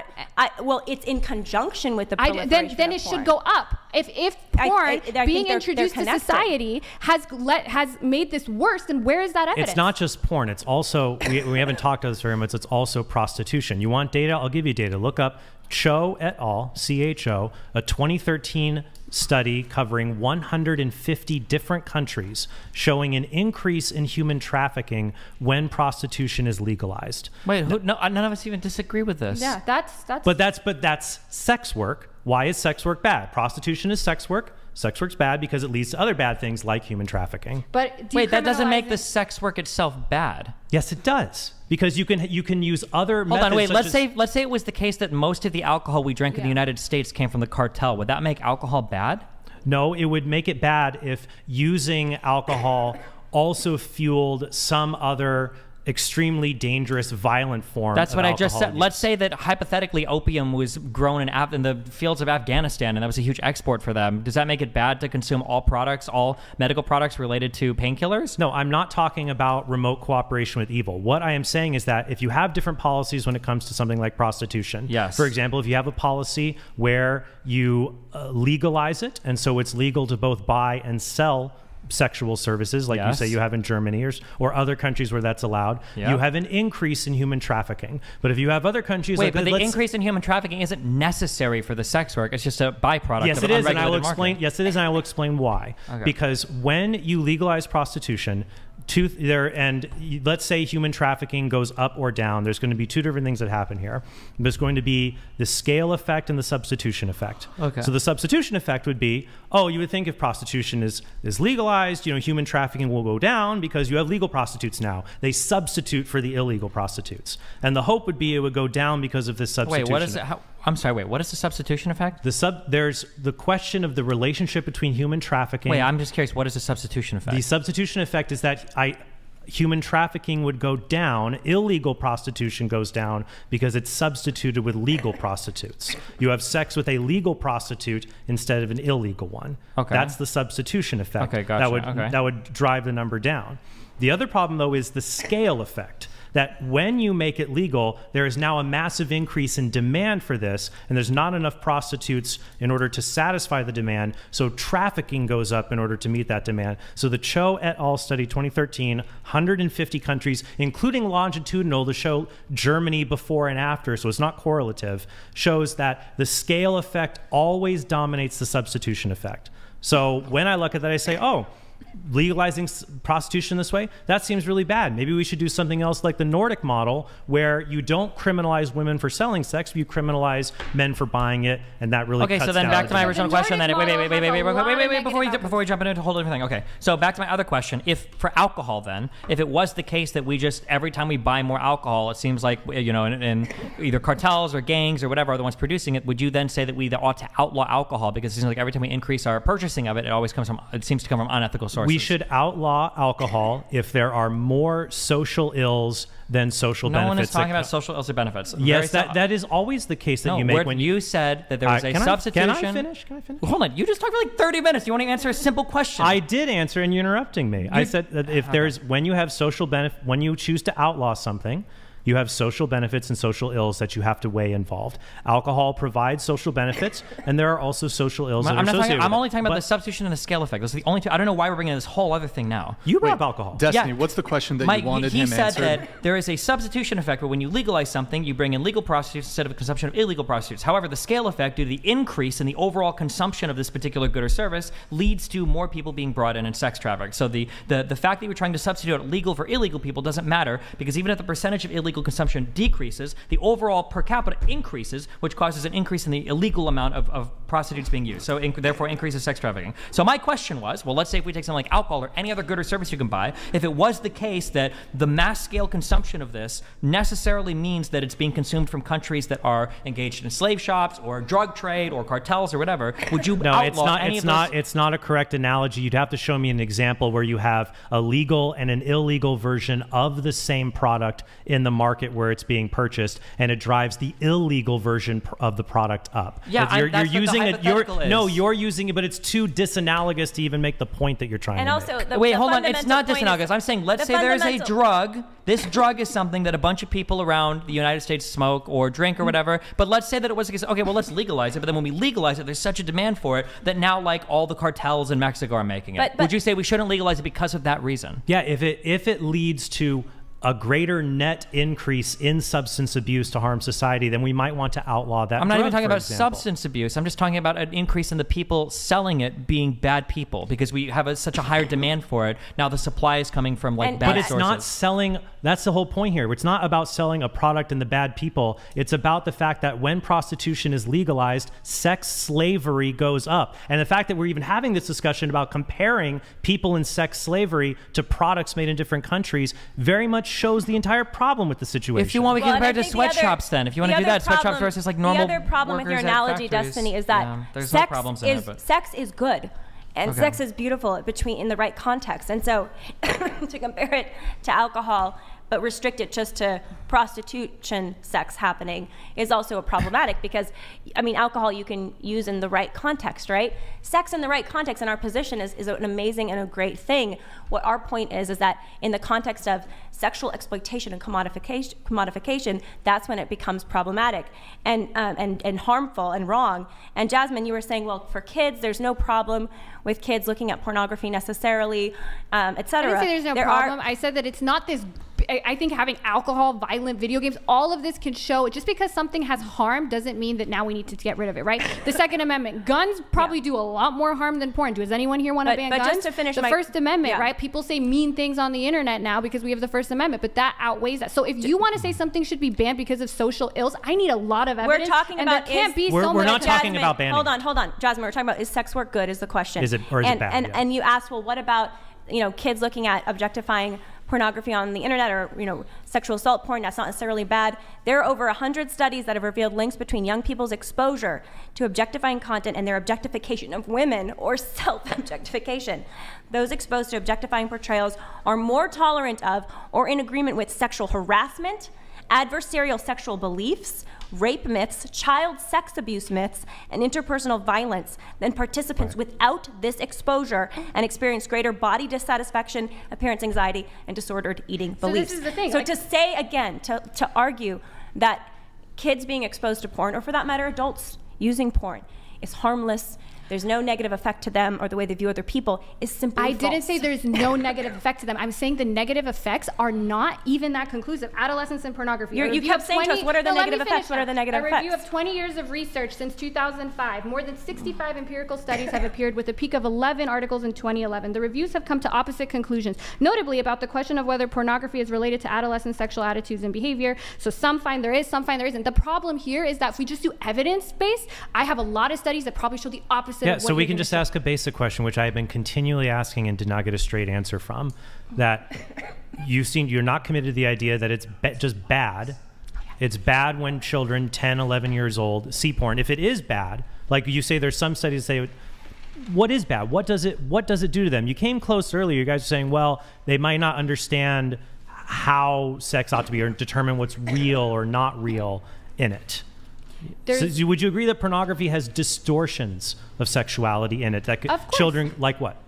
I mean, especially if you look at, in fact, like things like OnlyFans has made that problem better for just general society. A lot of the studies on OnlyFans shows that it actually helps people understand sex. People report feeling more educated. They report improvements in their sex lives. So sex education is good, right? But like if I have a child, my point isn't going to be like porn bad. It's going to be like, hey, look, this is not how sex always is, right?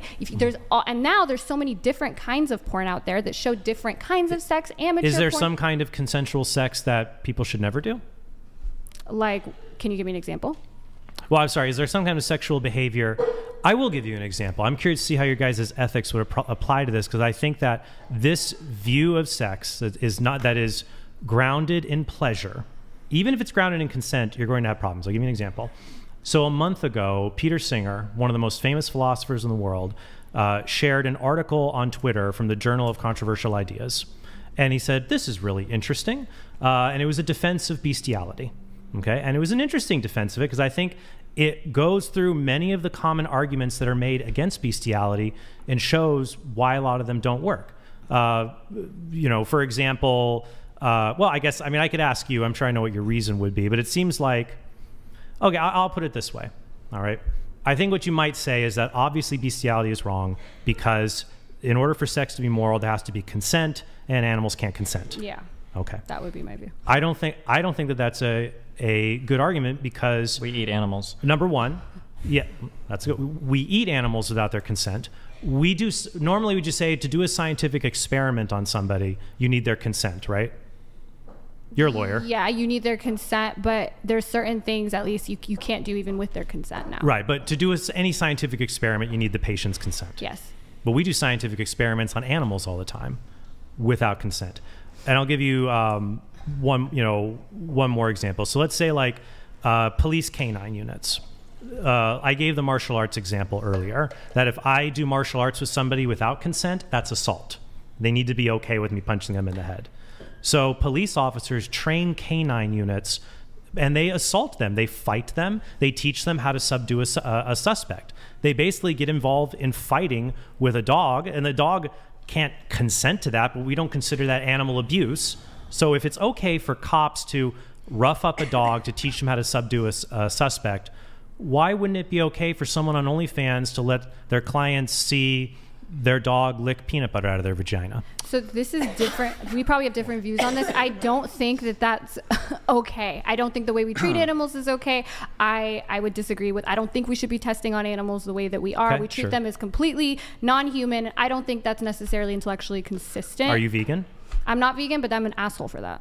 Okay. Yeah, I should be. Let's But take of a all little... but of all the ways we could treat animals, of eating them, doing experiments on them, making them do hard agricultural work, do you think that the least violent way to treat them would be things like letting them eat peanut butter off somebody's penis? I think for some an of the OnlyFans experiments that they do on animals, especially when it comes to like mental health, where they like purposely put monkeys and scare them and do all this, I think, yeah, if you just fucked a monkey, it'd probably be better than if you did all that shit to a monkey, so that you can so that you can gauge how. Whoa, how did we get to monkey fucking? Because if sex is just for pleasure, animals like pleasure too, and we're all animals, we're a different species. Yeah. This view that undergirds prostitution and pornography can't coherently explain why it's wrong, and I think that that's a problem. Well, and I would just like to make a quick statement. I'd just like to make the Whatever podcast does not endorse bestiality.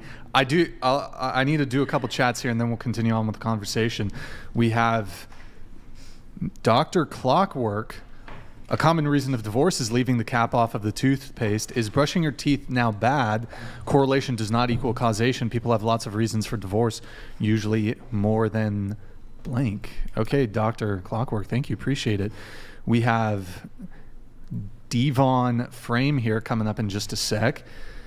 Just waiting for it to pop up. Hey, Devon Frame, thank you. Human beings tend to twist and molest everything they dip their toes in. You religious folks should know that well. How do you propose we better build healthy, functional adults? Hussar Milker? I have no idea what that means, but how do you propose we better build healthy, functional adults? I don't know if that's Virtue. really worth. Okay. Habitual predisposition to choose the good. Okay. I think you have to have a realistic assessment, and you have to acknowledge the real biological forces that exist in people, rather than trying to design systems around virtues that are of religion or other sorts of origination.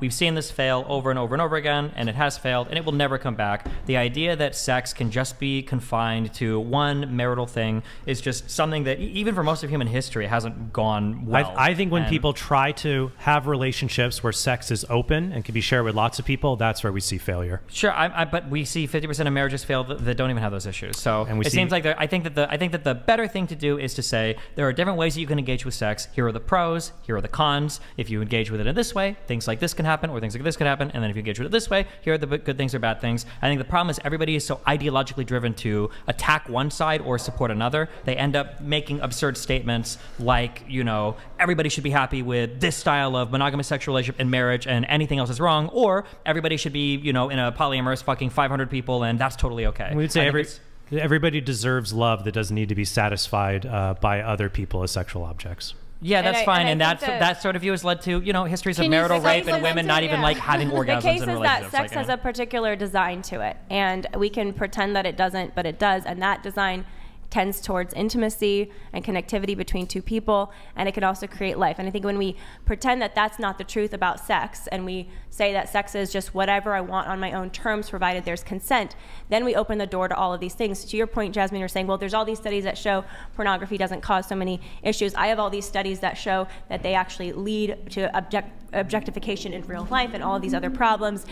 When you look, though, at the data of people who are promiscuous or having multiple sex partners, that's when you see, in what are people doing in real life, people very harmed and people experiencing more addiction, people experiencing more mental health issues. Yeah, but wait, so then do you think that we should heavily discourage or socially get rid of... So again, to go to your worldview of saying that sex is whatever and let people do what they want to do... So wait, so all forms of sex then that aren't leading to like procreation and relationship building between husband and wife then in your eyes are basically like things that should be heavily socially discouraged or unethical? So as an example, this is a New Zealand study. Well, no, wait, I'm asking for a moral perspective. Like, for example... This is not a moral perspective, this is data. What you just gave me, when you say sex is designed for something, that's a moral perspective. It's a philosophical position, yes. Yeah, which is but moral I'm talking about the data proves but that. But I'm not talking about the data. I'm asking you morally. You think that the only type of sex that should be encouraged in society or should be allowed in society should be sex that is for the design of like having children, basically? I think it can include having children, but no, it's designed for marital love. Sex makes okay, so then what about so then for things like gay sex or lesbian sex, in your ideal society, are these things essentially not allowed or heavily discouraged? I think that sex is designed for lifelong love between two people, and it is designed to be life-giving. Now, that doesn't mean every sexual act is life-giving or that everybody can give life through sex, but it's designed for that. And I think that's the reason, one of the reasons. Yeah, but can we engage in it outside of that? So, for instance, are gay people having sex always committing a social sin in your eyes? Is that always a bad thing? I think that, yes. I mean, I don't think that... Okay, do you think that all forms... And then one more thing. Do you think all forms of sodomy are also... Do you think that all forms of sodomy are also, like, social sins? So any oral sex, any anal sex, all of that is also, like... Again, I think if you want to talk about the Catholic teaching on this, and No, I'm asking for your teaching. I'm not asking Catholic teaching. I'm a Catholic, or I was. I know this. Our view is not what's... We're not debating whether Catholic teaching on sexuality is true or not or good. No, but the positions that you're giving to counter the sex work debate are ones that would necessarily include these but positions. Even if you don't hold this position, you can say this. Well, but you haven't given those arguments. Well, here's what I would say. The question of whether homosexual conduct or sodomy, whether it's between people of the same sex or people of the opposite sex, the question of is that disordered, you cannot answer that question unless you answer a previous question, which is when is sex ordered? Okay? So I put forward the view that I think the only way to explain why things like incest, bestiality, gross promiscuity, infidelity, other things, ordered towards a very particular expression of love between a man and a woman. But even if you didn't hold to that view, your view can't really say when sex is ordered, when it's properly ordered to a certain end. All you can say is, well, you just got to make sure it's consensual. But after that, that's the morality that you're proposing. I think that we can propose like very simple things around like as long as it's consensual, as long as it doesn't lead to like obvious exploitations of like certain people. So for instance, you probably shouldn't be able to have sex and sell your kidney or something like that, right? Destiny, the question today is sex work bad for society? And you're talking about and presenting a view of sex where, provided there's consent between adults, everything's fine and dandy. And you're saying, well, the data bears out for pornography that it's fine and dandy. I'm saying, well, we have all this data that shows that it's not. And you're saying, well, the consensus is on my side. And there's a lot of other data that we haven't even talked about yet. Before we get into that, let me just read the rest of the chats. We have 4 chats, so let me just get through them and then we'll continue on. Modest Takama, hey, thank you, man. Brian, love the real debate format. Thank you for setting it up. Destiny, props for coming back multiple times. Although I mainly disagree with you, it is nice to hear actual discussion from the other side rather than libs screeching. Libs screeching be a good band name. That would be a great band name. Destiny, do you play any instruments by chance? Or went to school for music, so yeah. Okay, piano and saxophone. Yeah. Okay, there you go. We have Fearmatics. Hey, thank you. Hello, Brian. I find this interesting. I have friends who goes out much, etc., and I'm that only friend who doesn't because I have some level of self-respect. Virgin. My friends don't believe me. Why do people think there aren't men who have self-respect? Not entirely related to the conversation at hand, because it's like looked down on in our culture to be a virgin or to pursue abstinence, and I think good for you. I think that takes a lot of virtue. Good for you, Fearmatics. We have Kyle Whittington. Hey, thank you. Question for Destiny and Trent. At what point is consent relevant? Wait, hold on. I'm sorry. Can I respond to the last one? No. Wait, hold on, I'm sorry, real quick. You want to go back to the last one? Yeah, if you want to be a virgin or if you want to be promiscuous, you should do some exploration of your own values and don't let people like Lila. So I'm not allowed to encourage. You're not allowed to bully people because that's just as bad. You are when you're like when you say she literally just said the answer shouldn't be good for you for having self-respect. But because that's the exact same answer that third wave feminists whatever will say, like, so good for this girl Lila for going can't in affirm the boundaries he set for himself. I thought sex was all about making boundaries. Shaming my response what you to him, should say Destiny. is you should figure out what works best for you So you're sexually. saying to You him- should do that exploration. And instead, because if that guy would have said, hey, I went out and I fucked 20 people and my friends all look down on me, why don't they have self-respect? You wouldn't be affirming his bound. You'd be saying, I would oh not no. affirm that. I would exactly. think that was harmful to him. So you weren't affirming anything healthy for him. You just like that he was ideologically aligned with you. I'm not allowed to have a position of affirmation in this debate that someone pursuing abstinence. You should affirm outside of marriage people is a because good they've thing. done the appropriate level of exploration to figure out this is That's what's right for them, your not view because is you're just moral pushing them. relativism, Destiny. The question Your isn't view whether is moral someone. relativism, Okay, and the you can question hold is that. not whether they align with you me can't shame ideologically. me for having the view that I don't they're give on people moral credit for relativism. exploration. I give them credit for having the right answers. Okay, gotcha. Having the right answers doesn't matter. What matters is how you get there. It's Well, more you're important. assuming that he doesn't get there through some thoughtful process, and I think that's unfair of you When to your assume answer that. is because I have self-respect, that's the answer everybody gives to justify literally any stupid behavior. I think that's diminishing this young man. And people his talk comments. about respect to justify good behavior, that they're disrespected or they have respect for themselves and they're not going to do things like allow themselves to be objectified. Respect can be a very good reason for something. You can't just throw it down the drain. That's great. And the same argumentation has been used to shame women out of even exploring their own vaginas until they're 30 years old. Like, you can use shitty arguments to justify anything. That's what I'm saying. It's the argument that matters, is not the like the word correct respect outcome. What triggered you, or what? It's the idea that when people just give a position, they say, I do this, and my friends think that, well, why don't they have respect? Then it doesn't sound like something they've truly explored. It sounds like a position they've been like either bullied or brainwashed into, and not something they spend a good time. That comment. That was the assumption. I could be wrong. But I don't think. I think that it's unfair to assume that simply because someone is. That's great, but you've already affirmed that if they would have given the exact opposite answer with the same argument, you would have disagreed with them. So you don't even care about their argument. You just care about the I think you're making the point that I was trying to make, which is that in our society today, we applaud or accept sexual promiscuity. That is not true. But I think largely speaking, especially like younger people, it's actually feels shameful for some of them if they are a virgin. They think, oh, what's wrong with me? And I think that we've forgotten, we've lost a sense of respect and appreciation for people who are trying to live a virtuous life. What point in U.S. history is everybody proud to be virgins? I think today people. No. When are you saying like in the 80s people were proud? It's like, I'm 30 and I'm a virgin. I'm 25 and I'm a virgin. No, it's not so much about even virgin as it is about virtue. Is it about having self-restraint and choosing to delay sexual activity? I'm not just going out having casual sex. Okay. And so I think that was the point of this young man that he was making, and I think that that's a good thing. Yeah, okay. All right, we have Kyle Whittington. Question for Destiny and Trent. At what point is consent irrelevant? What would be some examples of actions that would be wrong regardless of consent, and why? Well, actually, I have an example of this. Destiny said something that reminded me. You talked about, he also said exploitation, and you talked about selling kidneys. That actually does have a little bit of a relation here. It's not just, we've been talking a lot about behavior, like doing this, doing that. But the big problem with prostitution and pornography is the money. Okay, it's money that leads to things like exploitation. So for example, I would say it's good for somebody to donate plasma, donate bone marrow, donate kidneys. That helps other people, and it's good that they do that. But if you pay people for those things, for example, the United States is one of the few countries on earth that pays people for blood plasma. Most other countries on earth, you can't be paid for blood plasma. And we do it here. And most blood plasma donation centers, they're on the border, they're in the poor parts of town.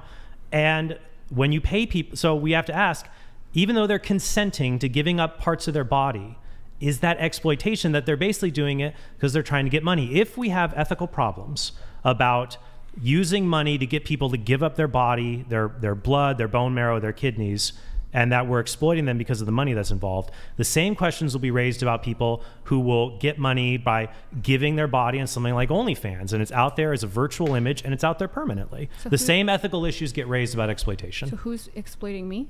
Who's exploiting you? Yeah, you just said that if you do sex, the CEOs that make millions of dollars from OnlyFans and don't have to take their clothes off. You could say that about any industry in America. Then you could say capitalism. No, because most industries you don't take your clothes off. It's possible to exploit so it's the taking oneself. the clothes off. It's the taking the clothes off that you have issue. It's the moral issue. It's you not. have No, with it's not the taking your moral issue. clothes It's the off. commodification. And it's possible to exploit oneself. That's why you can't sell your own kidney, or you can't sell your own One sec. $299. Thank you. For Trent, Jazmen and Lila, do you think it is a big brain move for a husband to let other men cream pie his wife or for him to suck men's penises? Or is it more likely to cause a failed relationship? We're not answering that. Good question. I think that one of the things you're talking about when you talk about the kidney thing is we've talked about consent a lot, but I think the topic that we're really getting towards is something called informed consent. So somebody's ability to give consent to something, for instance, a 14-year-old can theoretically consent to sexual activity with an adult, but they can't have an informed consent because they're only 14. We would say, can they decide to have sex? Sure, but do they understand all the ramifications? No. And that's where the issue between whether it's moral or immoral comes in. I think when we look at things like kidney donations, I think that when we look at the informed consent, we're looking at, is there a group of people that they have enough knowledge to make a decision? And if they do, and there are no other mitigating factors, the question then becomes like, why would you prevent them from doing so? So let's say, for instance, we say, okay, we do blood plasma donations, but that we pay $50 a service for, or, like medical studies we pay people for participation in. If you do that, is it an unethical transaction? Well, let's say you say, yes, it is, and then we get rid of it. Well, what have you, what are the social goods that you've achieved there? We have less blood plasma donated. People that are poor that could have made money donating the plasma don't have it anymore. What is the positive outcome that's happened there? Because we can't just make ethical decisions based on what is the most positive outcome. That's consequentialism or utilitarianism even, that we could do all kinds of things to try to make the best positive outcome. For example, you could maybe set up a system where orphaned children, a small subset of them, are used for child SA, and then that prevents children overall from being victims of child SA, and so the overall rate goes down. Would that be good because we had better consequences? No, because we did something grossly evil to try to get the good consequences. And it's similar, even if we have more of a shortage of things like kidneys, and we do need more kidneys and organs, it doesn't justify us doing things that are evil or exploitative, like taking organs from dead people without their consent, even though they're not alive anymore to consent, or sure, but then the question, using money so that the people who end up doing it are the poor, who are in a worse place to be exploited and want to go and be able to do something where they are greatly benefiting society, but incurring massive harms because of this kind of exploitation. Yeah, but then I think this doesn't have to be utilitarian. This could literally be, we could look at this as a virtue or deontologically. We're not talking about sacrificing some group of people to save another group of people, harming some group of people to save other people. We're just talking about an individual. Giving up your kidney harms you.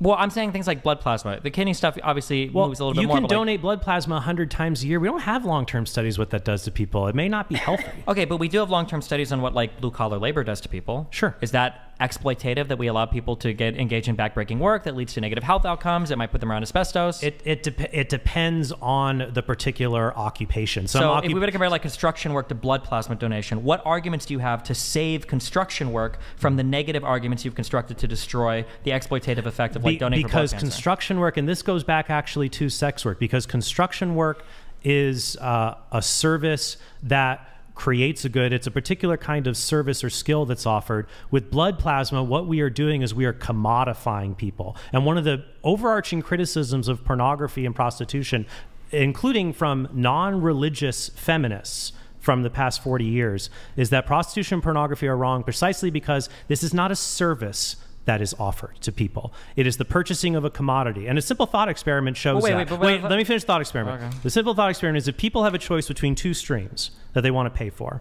And let's say one is Jazmen's 5,000th stream, special access, cool stuff I'm going to do. And the other one is Megan from Nebraska, barely 18, my very first stream. This one's going to be the far more popular one. With real jobs, people value expertise and experience. With commodities, like a car, you value that it doesn't have a lot of miles on it. And people treat pornography and prostitution and the women involved more like cars than they do like service Would workers. you say that argument also applies to every single form of athletics? No.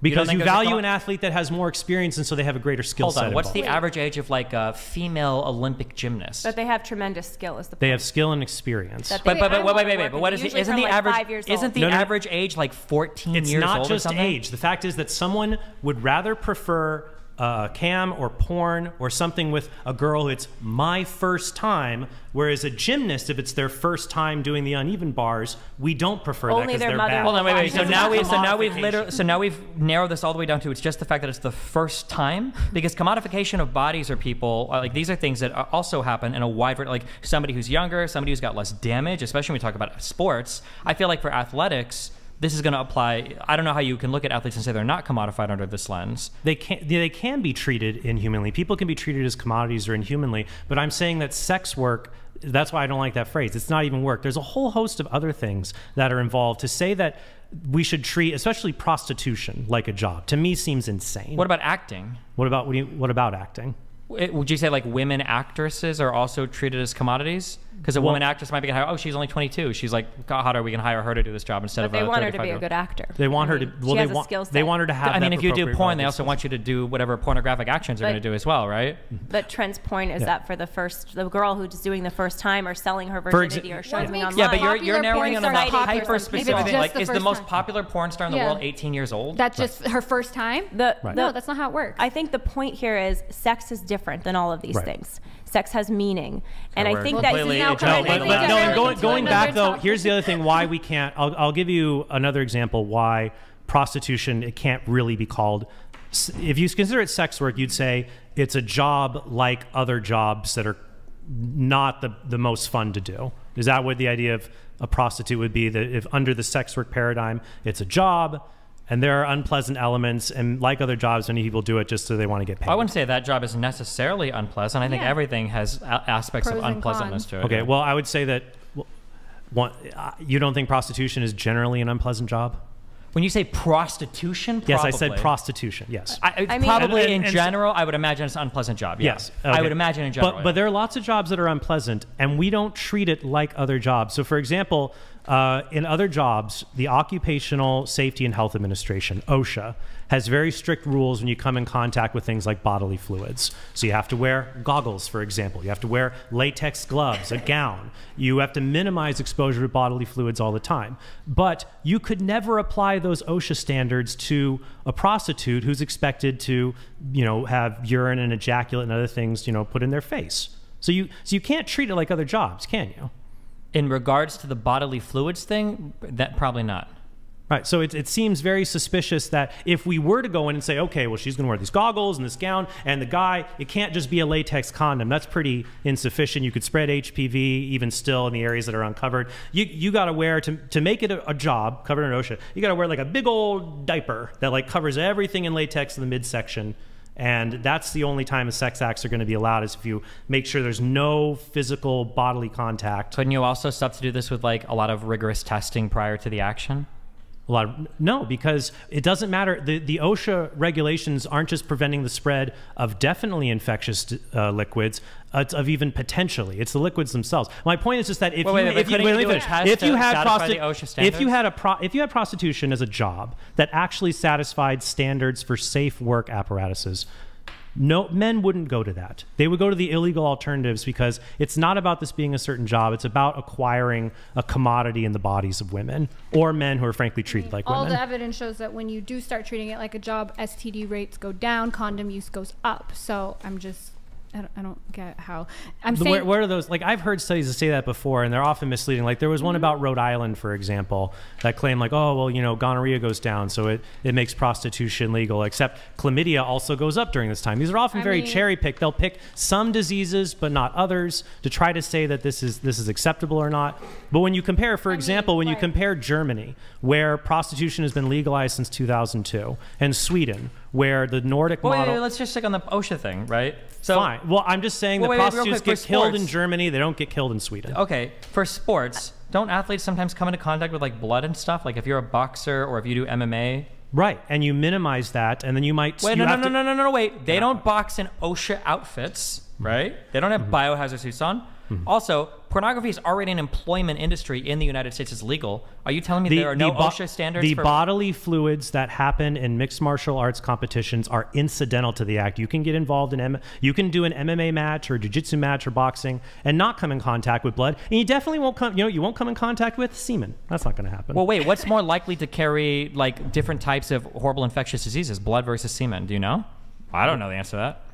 I guess it depends what it gets into, but the point is well, that no, that's not the point. Hold on. So then I will answer. It's still incidental. The goal in boxing and MMA and things like that is not to cause abrasions and cuts. No, and if those things happen, there are rules. That is the goal. What do you mean? You're literally trying to beat the other person up. It's incidental. You don't have That's not incidental. Me punching them in the face, then bleeding is not incidental. Me punching them in the face. But it is different though than what is going on in a sex act where somebody is ejaculating into somebody's mouth. Sure, that's completely different. That is, and there's no we would have bandages that we applied and things to prevent the spread of bodily fluids in a sport, which I don't know if that falls under OSHA as much. That's a sport different than just a job. So here's the question. Do you think OSHA standards just don't exist for porn in the United States? They don't exist for pornography? I think even wouldn't they? Wait, hold on. Because pornography is an employment industry in the United States. Does OSHA not apply to them? I believe that it's completely inconsistent how it's treated compared to other professions. When you say inconsistent, isn't there going to be a different set of OSHA standards based on whatever the particular job is? Isn't that literally the point of OSHA, is to create guidelines for safety for doing jobs? And no. I mean, if we want to go back to... Wait, did you say no?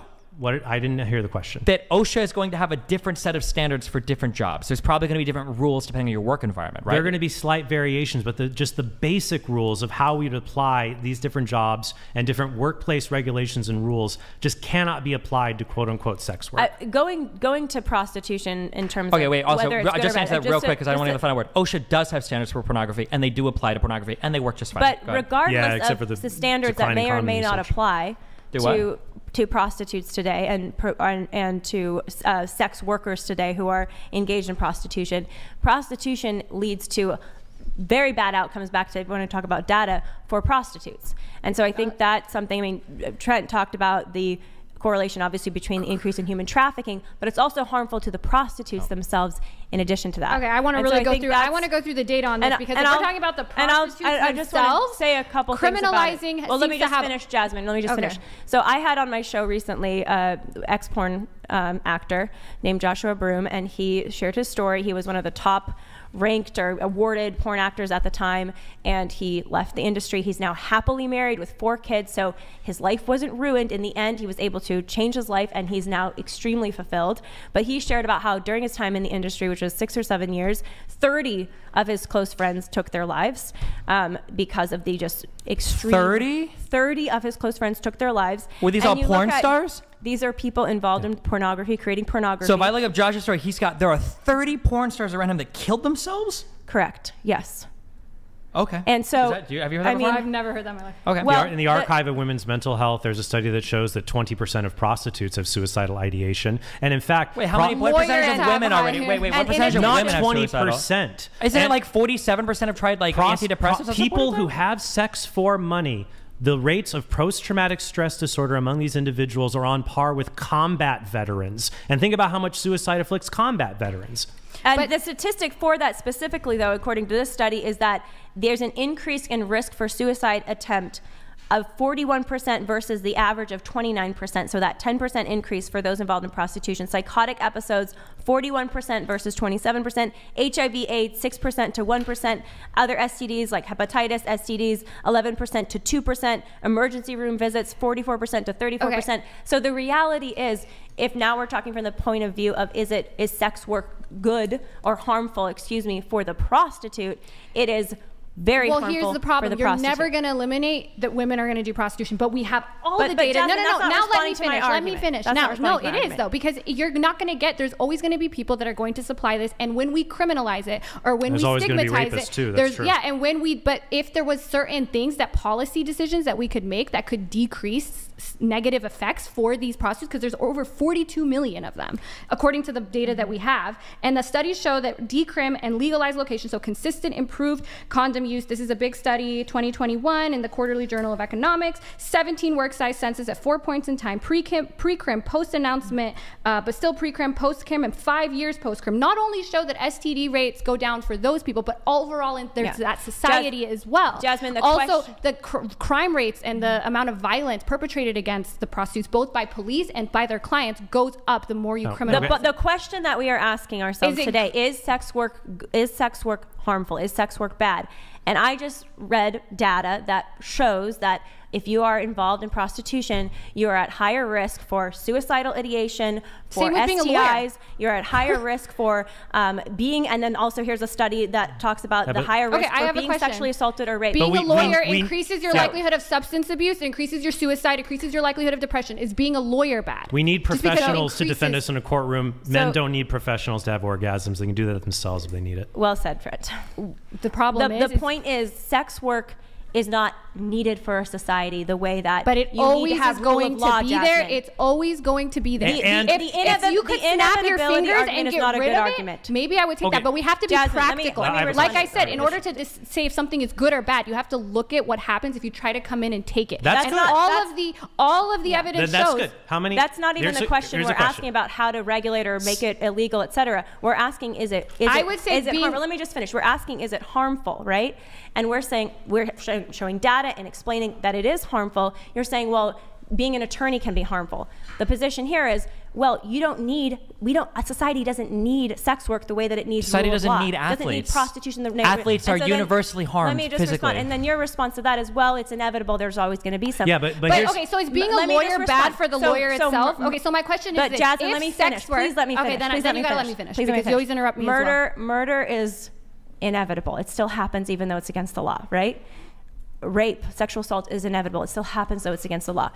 The inevitability argument that something will still happen to some degree, even if it's regulated, restricted, made illegal, etc., isn't an argument for why it's good or bad. And our argument today, that the position we're taking, is that this thing is bad. So I have a question. So you were talking about how, oh, it's really bad for the actual sex workers. And I'm saying, okay, being a lawyer is bad for the actual lawyer. So my question to you is, if the data showed that having sex work or having porn actually led to less violence in society, and like if the data showed that, then would it be good? Because you're saying we need lawyers. If having sex workers, the data did show that, would that change your position? No, because we shouldn't exploit people just to make society a better place.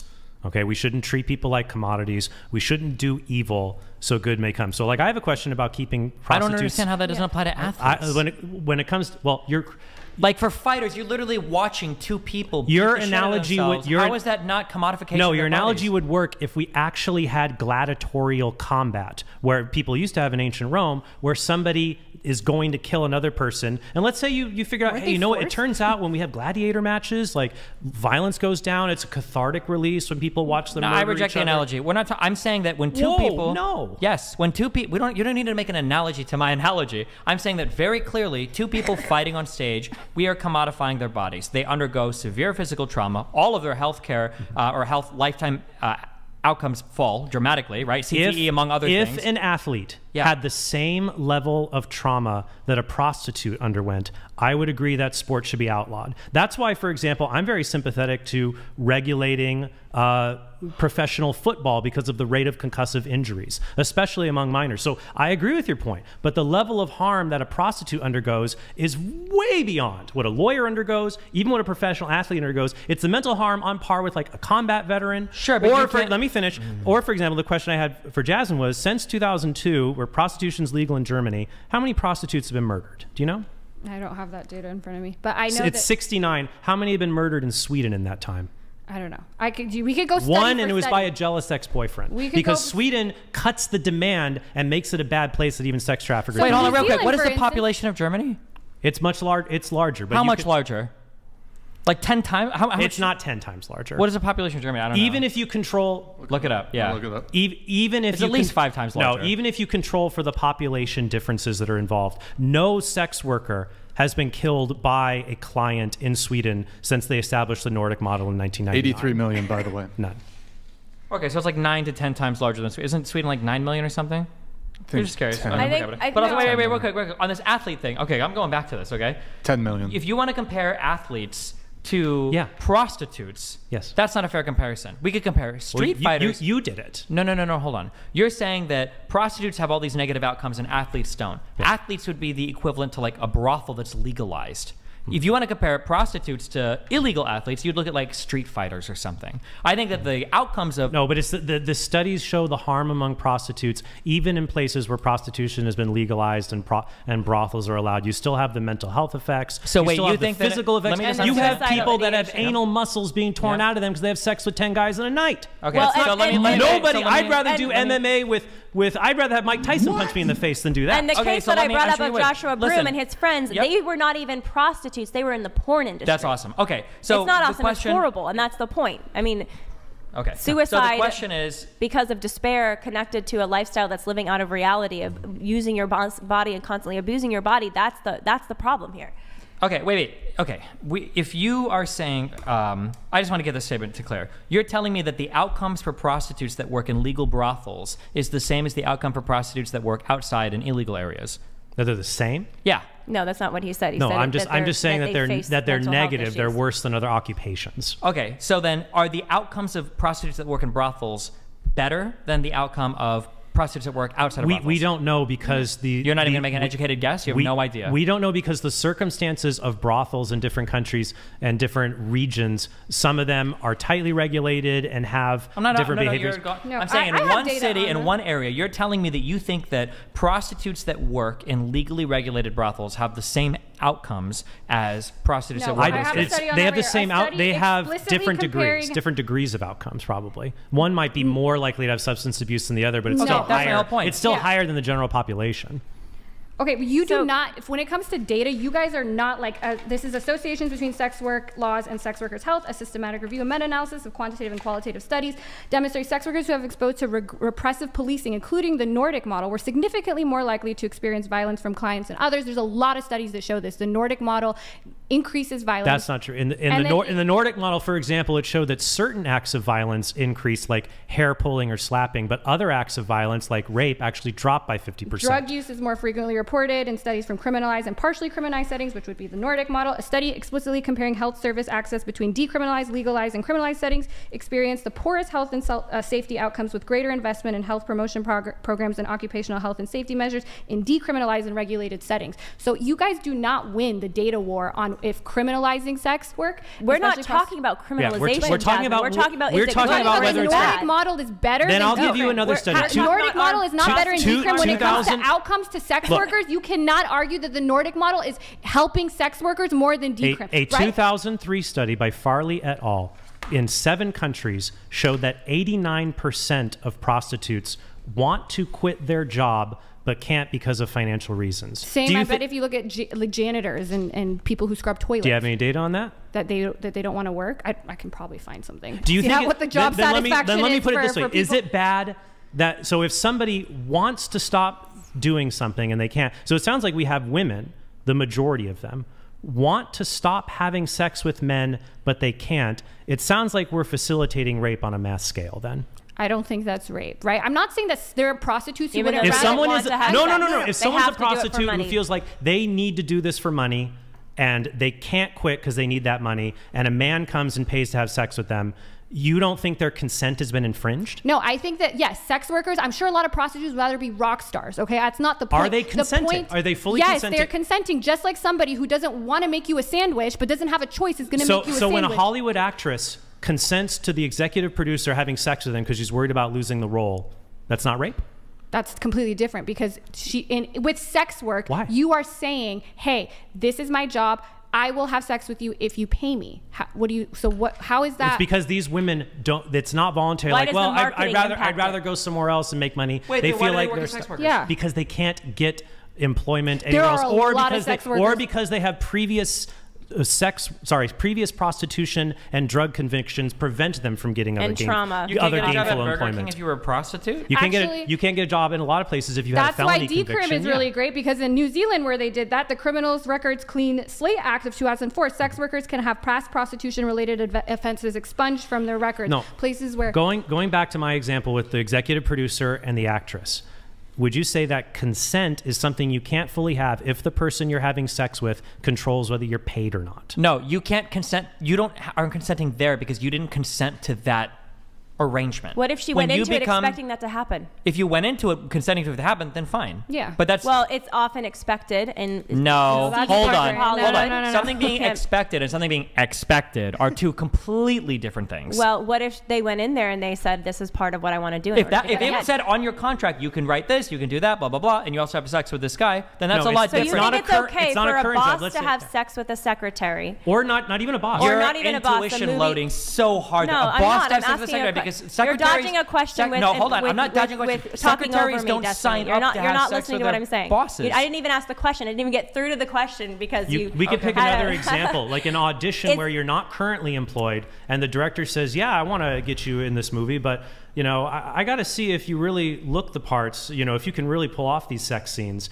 And so she's not employed yet, but she would really like to get this job and really needs it. There's certainly coercion, and we would say that that's rape right there. If everything is broadcast out in the open and it's like part of the thing, they have to share it publicly. Then you can say that it's scummy or it feels wrong or whatever. But is it coercion? No, you're walking into there, you're accepting the job, and you're saying, okay, fuck it, I'll do it. Like if that's something that comes like at the end of the process, like, oh, by the way, you gotta fuck me. Oh, by the way, you gotta do this. Then yeah, you can say that's coercive. So you think it's acceptable for a boss to make a move on a employee, provided the employee consents and is fine, says that they're fine. During the interview process. Why would that be wrong? I can explain consent to you. I guess because you're religious, you don't understand it. So the reason why it's wrong is because consent can't be negotiated between parties that have power over you. But what if you went in there with the analysis that this might end up happening in the workplace? This might end up happening. This is part contractually what I do. We understand consent. Okay, wait, hold on. Because you're polyamorous, you don't understand the dangers of consent. I have to explain. And now we've seen what's happened from that. I have to explain, okay? No, you went after us, I'll go after you. No, hold on. You're asking me, why can an employee not consent to having sex with a boss? The reason why you can't do that is because you cannot determine if consent exists there. Because you don't know if the employee says, let me finish. You don't understand the topic, so let me finish, okay? The employee doesn't know. Then stop trying to cut me off when I'm trying to explain something. The employee cannot consent because the employee doesn't know if they say no if they're going to get fired. That's why you can't have consent between people over power. But if the job says you have to do X, Y, and Z is having sex, that's not the same type of consent as in the middle of a non-sexual job, your boss is trying to get you to have sex with you. But to Trent's scenario, if you're going into this and it's a scene that involves sex scenes, and the boss says this is something we're going to do to practice the sex scene, would you consider that a problem? If it's advertised as part of the job, then no. Yeah. If it's sprung on you and you weren't expecting it, then yes. Sounds like Harvey Weinstein should have just been more forthright then. Yes, unironically, yes. We can compare podcasts. We can compare podcasts to the podcast world. If there was a podcast and the guy brought on women, and the guy brought on women, no, that was the problem. The issue, if there was a movie studio and the studio says we've got a producer and he'll make movies, but you got to fuck him to do it, would that be scummy? Yeah, of course. Would it be kind of like slimy, maybe unethical, kind of weird or whatever? Sure, but would it be like non-consensual? No. You're signing up for it. You literally are saying, okay, I'll go in and I'll do this. What's making it scummy and bad? I'm sure it's injuring consent in some way. I think it's scummy because like a guy having sex with women in order to like get them jobs is kind of like a scummy thing. But it's a lot. It's not a reason. That's just an opinion. It is. That's what scummy is. Scummy is an opinion. It's also scummy if he said you have to scrub my toilets in order to get this job. So you get to say that sex act is bad because it makes you feel bad. I didn't say it was bad. I said it was scummy. Yeah. So is that a term of a negative moral evaluation? It's like a moral non-cognitivist position of like this act. That's just like it. It's not like a strong statement on if it's unethical. But we can say non-consensual. You seem to have a problem with it. I don't know if you have a problem. It's just scummy. Just like if someone said, oh, you have to scrub my toilets in order to get this job, and or if you go to like Thanksgiving in order to get this job, that has nothing to do with sex, but it's still really scummy. Or like family members, and it's not acceptable, and it has nothing to do with sex. They're both exploitative. That's exploitative of cheap labor. That's not related to an acting role, and the other is sexual exploitation. All forms of labor are exploitative. Nobody would work if they didn't have to. And I thought you weren't a communist. No, but using your definition, all forms of labor are exploitative. Nobody wants to be a janitor. Nobody wants to work at McDonald's. Nobody wants to... Yeah. No one wants to make you a sandwich at Subway. Like it's all exploitative, right? If those people had other alternatives, they wouldn't do it. No, I think a lot of people who choose sex work choose it because it's the best option that they have. I think the difference is when you work at McDonald's or even if you work as a janitor, there's tremendous dignity and honor in that work. To you. Yeah, what you do is something you're proud of that you can even... A janitor can bring their kids and say, hey, look at this, Timmy, it's all clean and great. Your old man did a good job. I doubt you'd want to bring your kids to work day for you.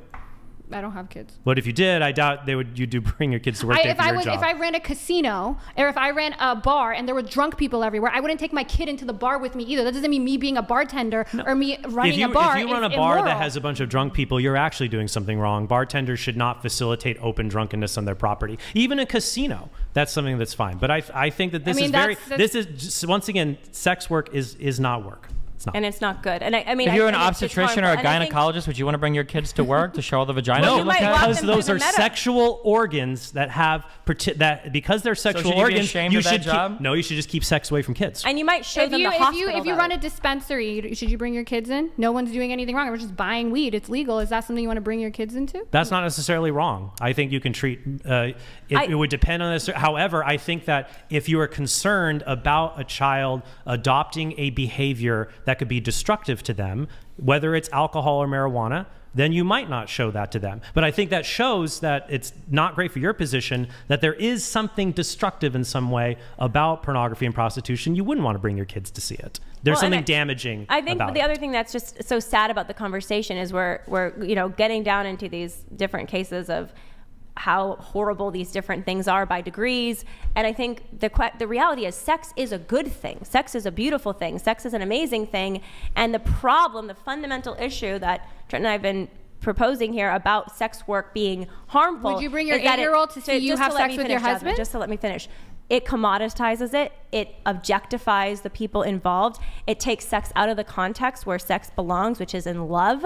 And I believe in marriage. You've said this like times. So my point is that you just said that bringing your child to work because sex work is bad. Would you bring your child in while you and your husband have sex? Of course not. For the same reason, we wouldn't bring you guys there. Sex work is bad. But that's because you just said that sex work is bad. My child, you said the reason that it's bad is because I wouldn't bring my kid in to watch me have sex. You wouldn't bring your kid in to watch you have sex in this great, loving, wonderful, proper use of sex either. That doesn't mean that I'm not doing work when I'm having sex with my husband. I'm expressing love. I'm not being paid by him. I'm expressing love. So then why won't you bring your child in there? Because sex is private between two people. That's how it's designed, and that's what it should be. I mean, that's one of the reasons why pornography is so harmful, and one of the reasons why sex because we can confidently say exposing children to sex is bad. But it just is because that's something their brains are not prepared to handle. Even marital sex, though, even exposing them to marital sex belongs between the people, not so on the porn I don't think site it's a good argument to say that because children can't come with you to your porn site. Children can't come with you into your bedroom either. The point of asking that question and Trent going along that line of reasoning was to show there is a difference between the work of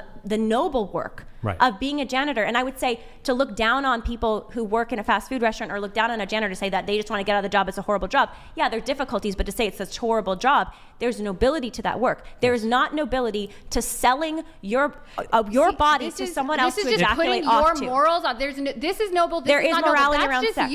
There's morality around sex, and you would even agree with that. You would even agree that there is some morality around sex. Would you not? What do you mean? Yeah, of course there's some morality around. There's some morality around janitors. There's some morality to being a fast food worker, right? You have to. There's certain regulations. So far, the only morality I've been able to ascertain from both of you is that there should be consent between two adults. Is that the only morality that you believe exists around sex? That's a huge starting point, yes. Is that the only morality that you believe exists around sex? I can't answer yes to that because I'm sure we can think of some exceptions or there might be some other qualifier. Well, you've thought about it a lot, clearly, and we're at this debate. Well, yeah, but if you're going to ask me a hypothetical of like, what if when you have sex with somebody, it causes the fusion of two atoms and a hydrogen bond explodes? I don't know. In general, I think most morality is going to be built around a reciprocation of consensual respect for other people. Okay, yes. How about consensual incest among adults?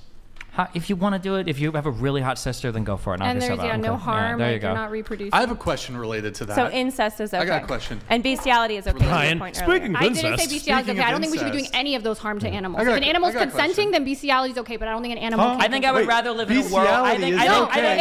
Bestiality is okay. There's no way for the animal to consent, just like there's no way for a child to consent. Trent was trying to be like, oh, but we do all these other experiments on animals. We shouldn't do that. I think, and you said, oh, which one's worse? It depends. It depends. Some of the experiments we do to animals are horrible. We literally take out their ovaries. We do all this fucked up shit. Can I play frisbee with a dog? I would rather if I was, I think sometimes even having sex with animals is better than some of the shit we do to animals, like moving their ovaries around, killing them, literally killing them in order to Does a dog consent to being trained? What? Does a dog consent to being potty trained? Wait a minute. Are you saying that sex with animals is not as bad as killing them? What do you mean? Did you just say that killing them is worse?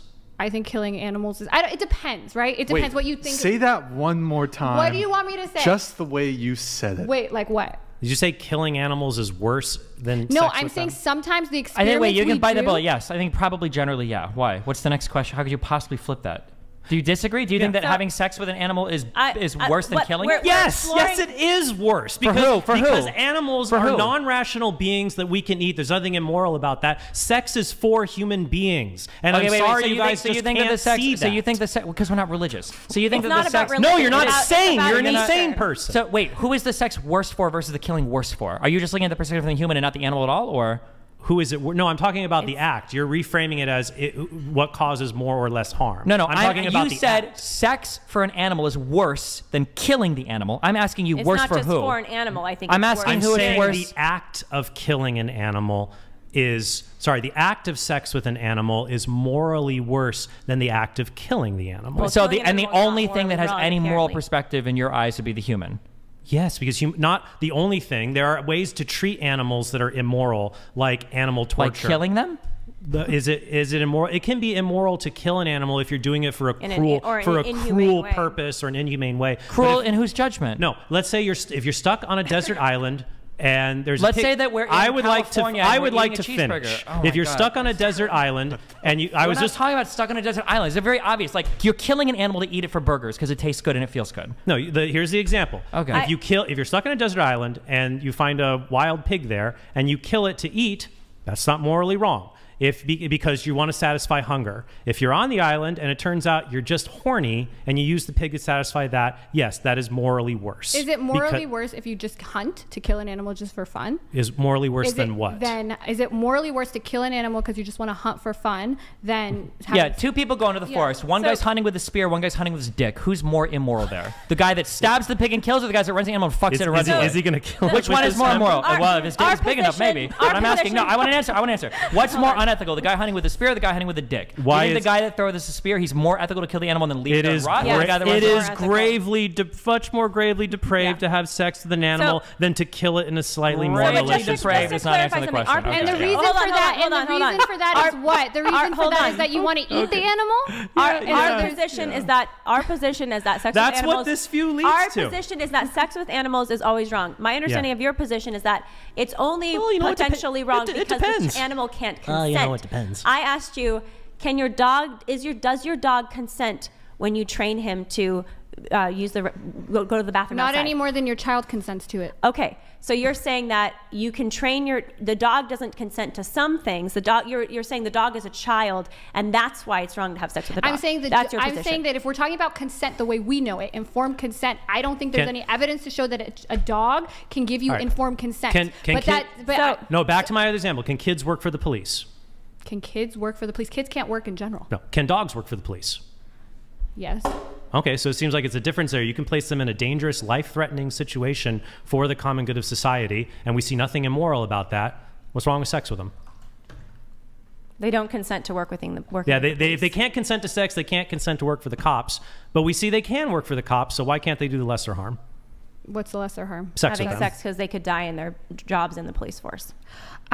I mean, if there was some evidence out that dogs working for police officers and stuff was like really bad, like that's the thing with animals, it's really because we don't know what they understand, what's good for them, what's not good for them. If there was evidence that working for police officers was really causing a lot of harm to dogs, then I would say that's bad. We shouldn't have them. So you need you need a scientific paper to tell you whether it's good for animals for people to have sex with them. I just said it's not. I never said that it's good for. I just said that there's a lot of fucked up shit. You said, oh well, there's all this fucked up shit we do to animals. We should do. Why not have sex with them? I'm saying we shouldn't do any of the fucked up shit to animals. That's my position. What's inconsistent about that? No, let's say hypothetically, there's a small handful of dogs who die in the line of duty.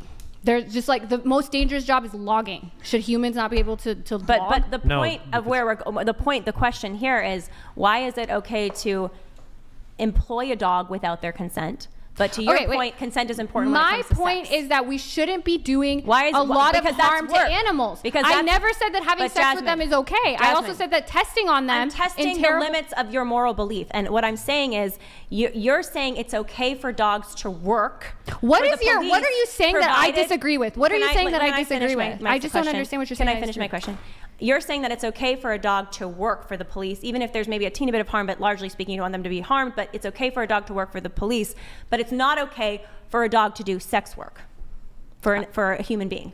Yeah. Because they don't consent for sex work. They don't consent for work to the police, so why is it it's not all not about okay what? With sex work? It's not all about what? So you're saying that because we allow dogs to work for the police... I'm asking you a question and looking for an answer. My position is this. I'm trying to understand your moral compass. If there is any action that we're doing, especially if it's not producing a good to society, because I think that does have to... You think that sex work produces a tremendous good. You keep talking about how good it is. Yeah. So let's say that there are people that enjoy sex with animals, and there are people who enjoy sex with animals. Yes, and your argument so far is it's not okay. We don't need... Let me just finish. It's not okay because the dog doesn't consent. The dog does not consent to work for the police.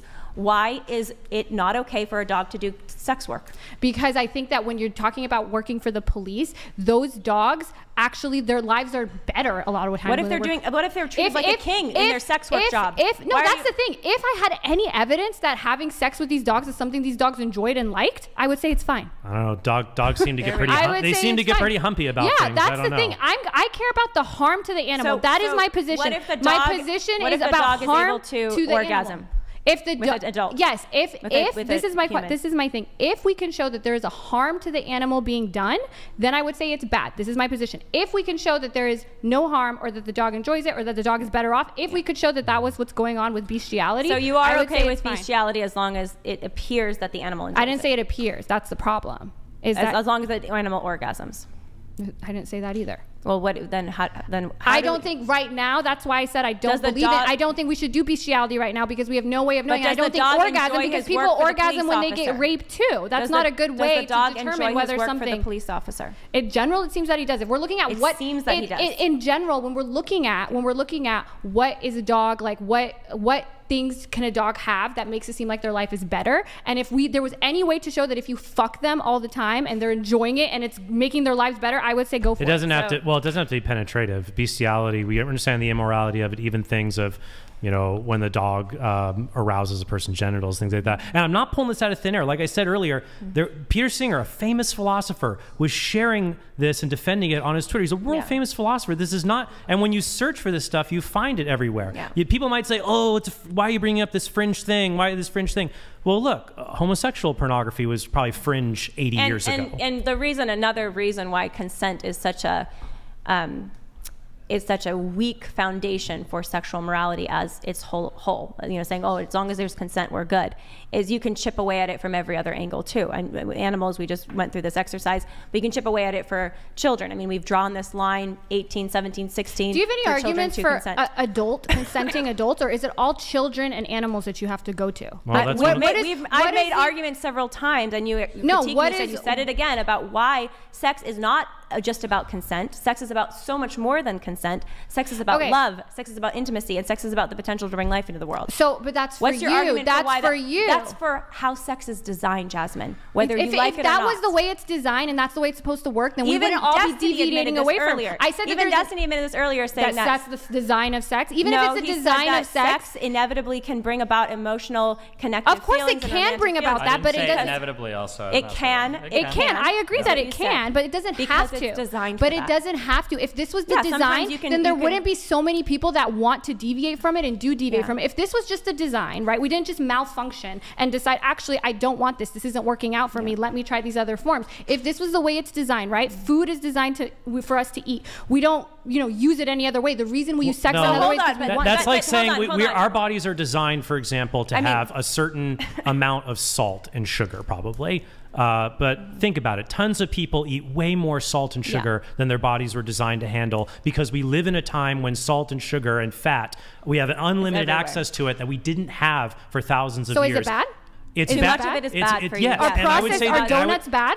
In too much, in excess, yeah. And I think pornography, if you use it in a way that impacts your life, then you shouldn't do it. If you're Catholic, you probably shouldn't watch porn. The results seem pretty bad. And if you care about your partner, you shouldn't. That doesn't mean that porn is bad. Just like the donut and the bag of chips is not bad, because in moderation, it doesn't seem to have these effects. Same thing with porn. When there's less than 5% of people that even report having these problems, and a lot of them tend to be religious, and moral incongruence is the #1 predictor of having these these issues, those people shouldn't use it. It doesn't make the actual thing bad. Yeah, I don't think it's about being religious per se or not. I think it's about human nature. That has a huge I think impact it has an impact because typically religious. If that's human nature, then how come such a small percentage of people have an issue with Jazmen, let me finish. Viewing porn? Typically people who are religious try to ascertain and live by a certain moral code. That's more than just make sure there's consent.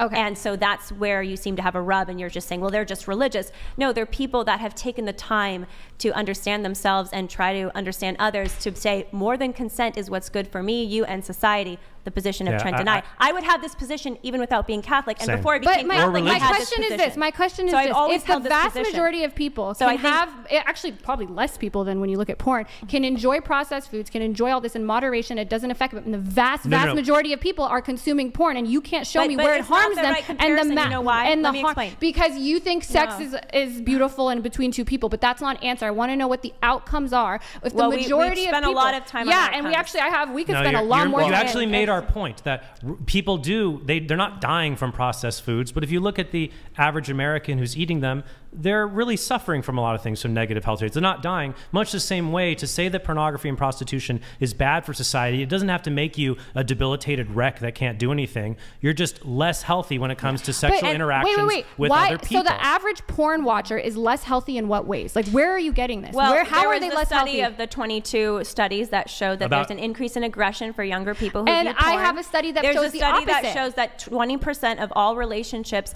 consider a point of conflict the porn use of one of the partners. And if 20% of relationships, there's a study of the prostitutes involved in the prostitution industry and the harm that they experience. If I showed you evidence in the other way, of his friends committed suicide. That is a psychotic example. I don't even know. I've never heard of someone who has if 30 of your friends in any industry commit suicide. I don't know who you're hanging out with. It sounds like a very broken industry, and that's unfortunately the pornography industry today. Or he was a secret Russian assassin. I do need to read a couple chats, and I think we have to wrap up here pretty soon. So we had a chat here from Legate Jr. Hey, thank you, man. For Team DGen, if the number of people identifying as sex workers increased by 5% every year for the next decade, would you say that we would be dealing with a social contagion? Would sex work still be good, or at least not bad? Chud Nation for life. So, I mean, there's been actually a middle class shift into sex work. Like, I think I'm like an example of this, except even I'm like now that it's become safer and it's become more accessible, more people are doing it, and I'm not seeing that causing more harm in any way. If you look at, I don't see any data showing that since the proliferation of porn, especially since OnlyFans, that it has led to any negative outcomes other than like podcasts like this that bring a lot of us on. I think that as more people enter the sexual marketplace, so while OnlyFans, you say like it's safer, yeah, you're not directly under the thumb of a pimp or something like that. But as more people enter the camming market, there is a pressure there similar to what we see among YouTube content creators, that you have to do more outrageous things to get attention because there's more people in the marketplace vying for that attention. And so there's a pressure, not maybe from a pimp, but the pressure of other people on the marketplace to do more sex acts that are uncomfortable. You've talked about this yourself, Jazmen. In one of your interviews that you had fairly recently, you talked about how you're asked to do these scripts that seem odd and that involve a step sibling. But that was from the beginning too. And actually, I do less of those things now. But you've been asked. You don't. There's no evidence that people that want to join OnlyFans are now feeling pressured to do. Because let me tell you, as someone who's a very successful OnlyFans creator that started from nothing, the goal is just exposure, getting on different social media, and getting lucky. It's not like, oh, here's a video of me. The most popular OnlyFans creators aren't super popular because they're like, hey, watch me have sex with a horse now, and that's what made me super popular. I think no, what makes them popular is still things like, being able to insert an entire fist in the anus. I am a top 0.01% OnlyFans creator. I have never done anything like that. Is Amaranth the top OnlyFans creator? Do you know? She is. Amaranth, I think Amaranth. I could be wrong. I don't look like a shit. She hasn't even shown a nipple, has she? A lot of the top OnlyFans creators actually just do solo work, nothing that crazy. I have never done anything that crazy. Do people do that? I'm sure some people do, but I don't think there's any correlation between those people being. In fact, the most successful people on OnlyFans do the most vanilla shit. Do you expand your anus for clients because it's something they get off on seeing? They ask me, I say no all the time, especially as I make more and more. All the time is the point here. So you on your YouTube channel that you do that? And that I spread my anus? Yeah. I mean, I can spread it, but for instance, a lot of people ask me to do butt plugs toys. I have never in my life done that, and that's not because I don't think it's a moral. Position. I understand I'm in a privileged there position. There are many girls that don't necessarily. When you have say the it's platform, the more popular thing to do, though, and none of the popular Jazmen. OnlyFans creators do it, then I don't understand how this is a thing. There's many women and girls and men and boys involved in trafficking, certainly pornography. Maybe not. It's so hard to do trafficking on OnlyFans. You literally have to have a bank account in your name. Can I finish?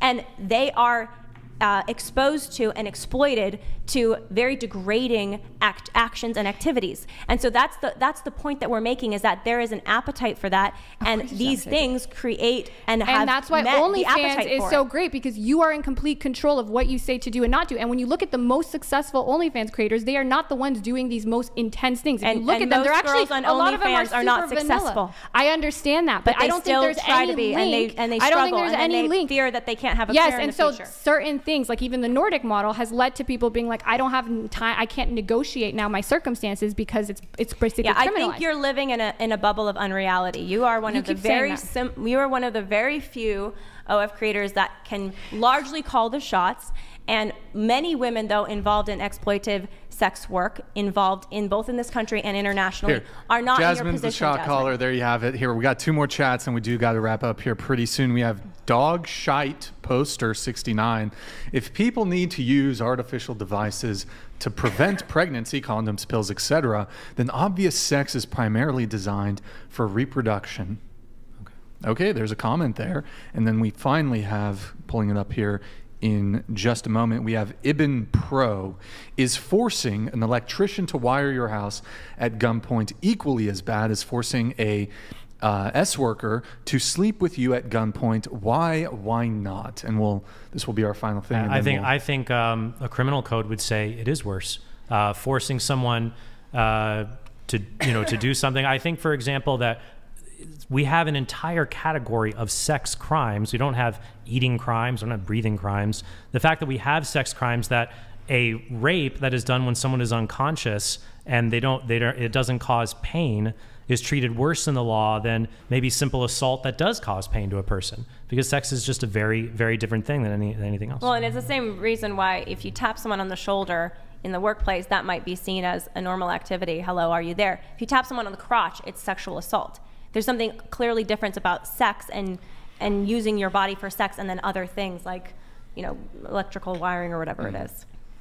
We have Aaron Martinez here, fake lawyer. Maybe now you are refusing the crazy, degrading stuff, but as you hit the wall, and it's coming fast, and your money stream runs dry, you will. I don't think so. I mean, I'm pretty sure. I mean, I make 7 figures a year. How long have you been doing this, I was 2 years. You're only 2 years in. Yeah, and I've made more money than I could have made in a decade in law. So I probably, what's more likely is I'll retire by the time I hit the wall, and I'll live out my life. And I know, I get it. I'm privileged, but this is always just like a dumb argument. I mean, again, the argument that I should be working as a lawyer for 50 years, but I only have a few years. That's like saying professional athletes when they hit the wall. That's not the argument about what you should do, whether you choose between how much money you make as an attorney or an OF. The question is sex work good for society or bad for society? I don't think there's any evidence that it's bad. You just said you're very privileged. Your case is extremely unique. Yeah, but that was at me. I know. So again, living in on the reality of that, there are many, many, many, many other women and children and even boys and men who are experiencing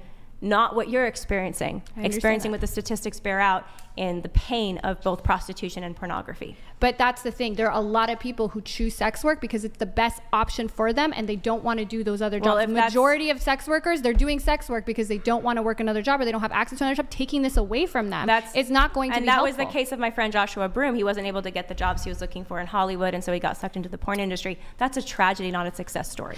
Of course, I would rather have everyone who's doing porn to be as lucky as me, and that's what they want to do. But the reality is people take jobs that they can get. People always take the best job that they can get. And for some people, that is sex work. Yeah. Just like for some people. A lot of people would beg than have sex with strangers. I thought you said Joshua Bloom was a success story. No, the point was he wasn't successful in Hollywood. You said a tragedy, not a success story. It sounds like a success story. Doesn't he have a family? He's happily married. After he left the porn industry, he almost killed himself while staying in the porn industry. What if he wouldn't have gone to Germany? He would have actually killed himself. Which one do you think was better? I mean, I'm glad he left and he lived. No, let's say that he would have killed himself because he couldn't find jobs, or he became homeless and a drug addict. You misunderstand his story. Well, no, I'm not misunderstanding. I'm asking. Misunderstand his story. You misunderstand his story. Joshua Broom if he had to choose, entered the porn industry. He struggled to make it as an actor in Hollywood. I know you've said it 7 times now. I know 30 of his friends killed themselves. I know a horrible epidemic of suicides around him. I'm asking you, what if instead of getting a job in the sex industry, what if he would have just been homeless and got addicted to heroin? Which one do you think would have been better?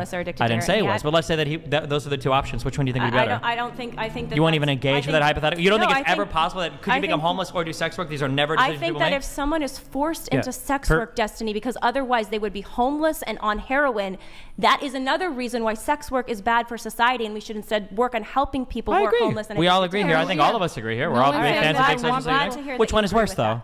Which one is worse? Which one would be worse? Both bad. They're both. That's not an answer to which one is worse. So they're equally bad. Sex is worse because most homeless people. By what measure? Do you think if Joshua Bloom would have become homeless and addicted to smack, do you think that he would have had the same chance of finding a wife and kids? Or I know people who are former drug addicts. Do you see how you didn't answer the question at all? You said like, well, I know, or I feel, or I don't. I'm just asking a question. That's silly. Even if it is worse, that doesn't make sex work not bad. I didn't say. I just wanted to know if you can even admit. What are you trying to prove? This thing is worse. So well, it should be an easy question to answer. You're sitting here saying like, do you think it's ethical to have simulated child pornography being masturbated while you get eaten out by a horse and you're loading your shot at Destiny? That's like saying what's worse, being a hitman or being homeless. Destiny, I could answer that question. Yeah, I can engage in that. But what's worse? Child sexual assault material is everywhere. So it's not this like random hypothetical. I was just curious if you could answer the question. What's worse, being homeless and addicted to heroin or doing sex work? I was curious if you had to answer that. I think they're both harmful. Yeah, I think it's a worse crime to be raped than it is to have to be homeless. Yeah. And I consider it rape because the exploitation involved. Well said, Trent. I agree with that. That's well said. Let's do this. Why don't we each give you a 1-minute closing statement, and then we're going to wrap up the show.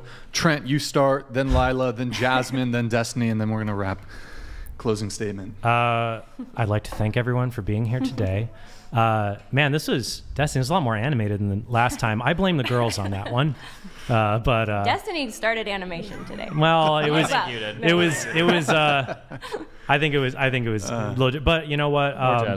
I think ultimately what I would want people to consider from this to go and look at the data and just to ask if sex work, if prostitution and pornography are bad for society, look at what it actually is, not an illusion of what it is.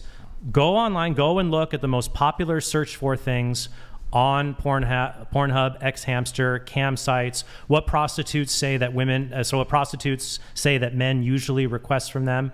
It's violent, degrading, and so it takes sex and it cheapens it and makes it ultimately meaningless. And so then it loses its power to be that amazing bonding force that unites people together and create a new human life. Like sex, it makes a new person. So of course it's going to attach people together intimately. We don't want therapists and doctors having sex with people. Sex is designed to attach people because when a baby is born, it's really good. Hey, if the people who created this child are bonded together in some way, and sex helps to do that. But if you turn sex into work, it destabilizes the important role it plays in society, and it leads to degradation, abuse, and all the things that we've listed. And that's why I think people should see past the illusion to see the ugly reality of it. So. And I would say, of course, I think sex work, pornography, prostitution is bad for society. It's bad for everybody involved.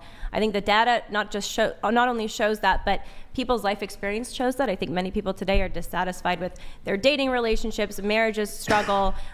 We've talked about the mass use of pornography and porn consumption and porn addiction. I know that's a word that you guys don't like, but porn addiction in addition to child sexual abuse, material proliferating, all of this. And I think that's the consequence of forgetting the beautiful design of what sex is for and disrespecting and cheapening sex. And I think that we should actually elevate sex and celebrate it more. It's not puritanical. It's actually saying reject that viewpoint as well. Say sex is something that's beautiful and good, designed for love, designed to bring life into the world. And that's amazing and should be celebrated. And it's so sad that people's sexual experiences and their orgasm is now being caught up in all of the horrific social harms that we've been talking about at this table, when instead they should be caught up in a beautiful relationship of love. And that's what we're fighting for. So I appreciate you guys having the conversation. Apologies for my cough during it and your patience. Thank you for your patience with it. But I hope we can, I want people to be happy and people to flourish. And I think if we see sex as a married design, couples to have be happier. Simultaneous orgasms. Pope St. John Paul II writes about that in Love and Responsibility, the idea. Yeah, I mean, imagine if we focused instead on healthy marriages and healthy sex in marriage and beautiful sex in marriage instead of doesn't have to always be simultaneous, but that's a plus. So. Wait, do you think? Wait, did you say can oral sex happen in marriage, or is that not okay? Oral sex can happen in marriage. Well, you have to define those terms. Well, I'll explain what I was going to continue with. I believe my position is that provided it leads to, my view on my faith is provided it leads to the ultimate potential for procreative act. But even if you thought that oral copulation is fine in marriage, it wouldn't follow your ethic would include paying for porn. Yeah, you don't have to agree with me on that to say sex work is bad. So. Yeah, so I would just, again, thank you everybody for coming here. I would just say that this isn't to say there are no harms associated with sex work. This is just to say that just because there are some harms associated, just like with the Second Amendment, just like with the First Amendment, when societies that give people the freedom in order to control their sexual lives the way they see fit, tend to do better. Anytime, the majority of the data shows that when you try to ban these things or when you try to restrict these things or when you don't see sex work as work, it leads to more negative outcomes than good. I would also say that the way that sexual repression and those types of things, seeing sex as this thing and then anything outside of that is supposed to be bad and terrible, does lead to negative consequences. Repression causes a lot of the same problem people say porn does, like erectile dysfunction, negative body image issues, shame, etc. And if you look at like the states and the areas that consume the most porn, it is the most religious states. So this idea, it's really fine and dandy to say sex should be this thing and no one should have it outside. It's just not the reality. The reality is people do seek out this stuff and people are going to do this, and there are people who are going to be willing to provide it, even if they would rather be rock stars if they had the choice. So the question is, how can we make it so that this thing is the least damaging to society possible? And that is to accept it and to not criminalize it and demonize sex outside of marriage, whatever. Destiny, your closing statements. Yeah, thanks for the conversation. We didn't really get to it, but I feel like a lot of this conversation ends up grounding out in what we view sex as being for, which we didn't really talk about at all because we kind of went into all the data and the stats. Personally, I think that even if the data and the stats showed that recreational sex was good, I don't think that would change either of your guys' positions at all. If more people reported like happier sexual activities, or if marriages stayed together, more people had more recreational sex, I don't think that would change either of your positions. The thing that scares me, I guess, about somebody being critical of a like consensual based position for figuring out if activities are moral or immoral is if they reject that framework and instead they go with what they call their own moral framework. I think that very quickly you can get to a person saying, well, alcohol should be immoral, there's no reason to drink ever, does it really help, and it leads to all these negative outcomes like car accidents and alcoholism and abuse, and gambling's no good, obviously you're wasting your money, sugar is bad, look at obesity rates, cardiovascular disease killing everybody, video games are horrible, it's a waste of time for kids, they should be playing sports, or they should be doing things outside. There's like marijuana is horrible, the Olympics are horrible, the athletes are too young, it does damage to the body. Like, I think we can get into this world, we can very quickly say that all of these things, because we can't trace like a particular good, and then we can look at all these negative outcomes, we can say these things are bad. I think it's better to look at a healthier way to build ways that we can interact with each other in society. I think that a consent-based form where we consent to activities, and if somebody wants to sell sex, and they can do it in a healthy way, and somebody wants to buy it, and they can do it in a healthy way, I don't think we should get in front of that or in between that transaction, and we should let people conduct themselves the way that they want to, assuming there aren't these mass horrible outcomes happening in society. That was beautiful. That was beautiful. Thank you, everybody, for joining us. Okay, guys, last call. Hit the like button, please, on your way out. Thank you for tuning in tonight. You could have been anywhere in the world, but you're here with us. We appreciate that. Thank you to everyone who soup chats and donates and supports the show. Thank you to the wonderful panel for making it out tonight, guys. Really appreciate it. We'll maybe a round two, maybe a different topic. If you're, let's see. We're going to be live again, 5 p.m. Pacific on Sunday. I do want to say one thing. I want to thank you guys. Funny, a different topic. I do think it's interesting. We didn't get a chance to have any common ground, but I do think like between this table, a lot of us have common ground. Like there's a group of people on the internet, men, who might say, yeah, the promiscuity and these sorts of things, it's okay for, like, it's the position between ours. You're saying it's okay for everybody. We're saying it's bad for everybody. They're saying it's bad for women, good for men. I think we actually have common ground. We all agree that that's actually a bad position. So I'm sorry, I just wanted to throw out there actually a common ground between us, that's an untenable position that they I would agree. have. Yeah. Should we just tag on an extra 30 minutes and just talk about abortion? But that's Abortion? that's Little 30 that's a minutes? teaser. Maybe we could have an even friendlier conversation about that and other Okay, things. because a lot of people have been asking for another Destiny and Lila Abortion debate. debate. Yeah, Sure. so I'll block out 8 hours for tomorrow. Yeah. Anyways, guys, we'll be live again Sunday at 5 p.m. Pacific. I might try to convince Destiny to do a one-on-one interview tonight after the show. We'll see. I don't know what's your chat on your phone. Is that It's my chat room. That's not happening. I don't know why you keep saying it's going to be. Is that DG? Yeah. What are they called? The ones. What are your DDLG, Big Daddy, Little Girl, or something. Oh my God. Yeah, okay. We do what that. do you think? If I were to ask them, like, can you pull out your phone? Like, are they down to have you do I live a dinner date at 8:30 that I'm on my way to right now. Is it with a man? Is it with a man or a woman? It's with a woman. I don't. Well, I thought you. I don't see I how thought this we is were going to get relevant to dinner, what not like we're- a date, but I thought. I love you. Good talk. All right, guys.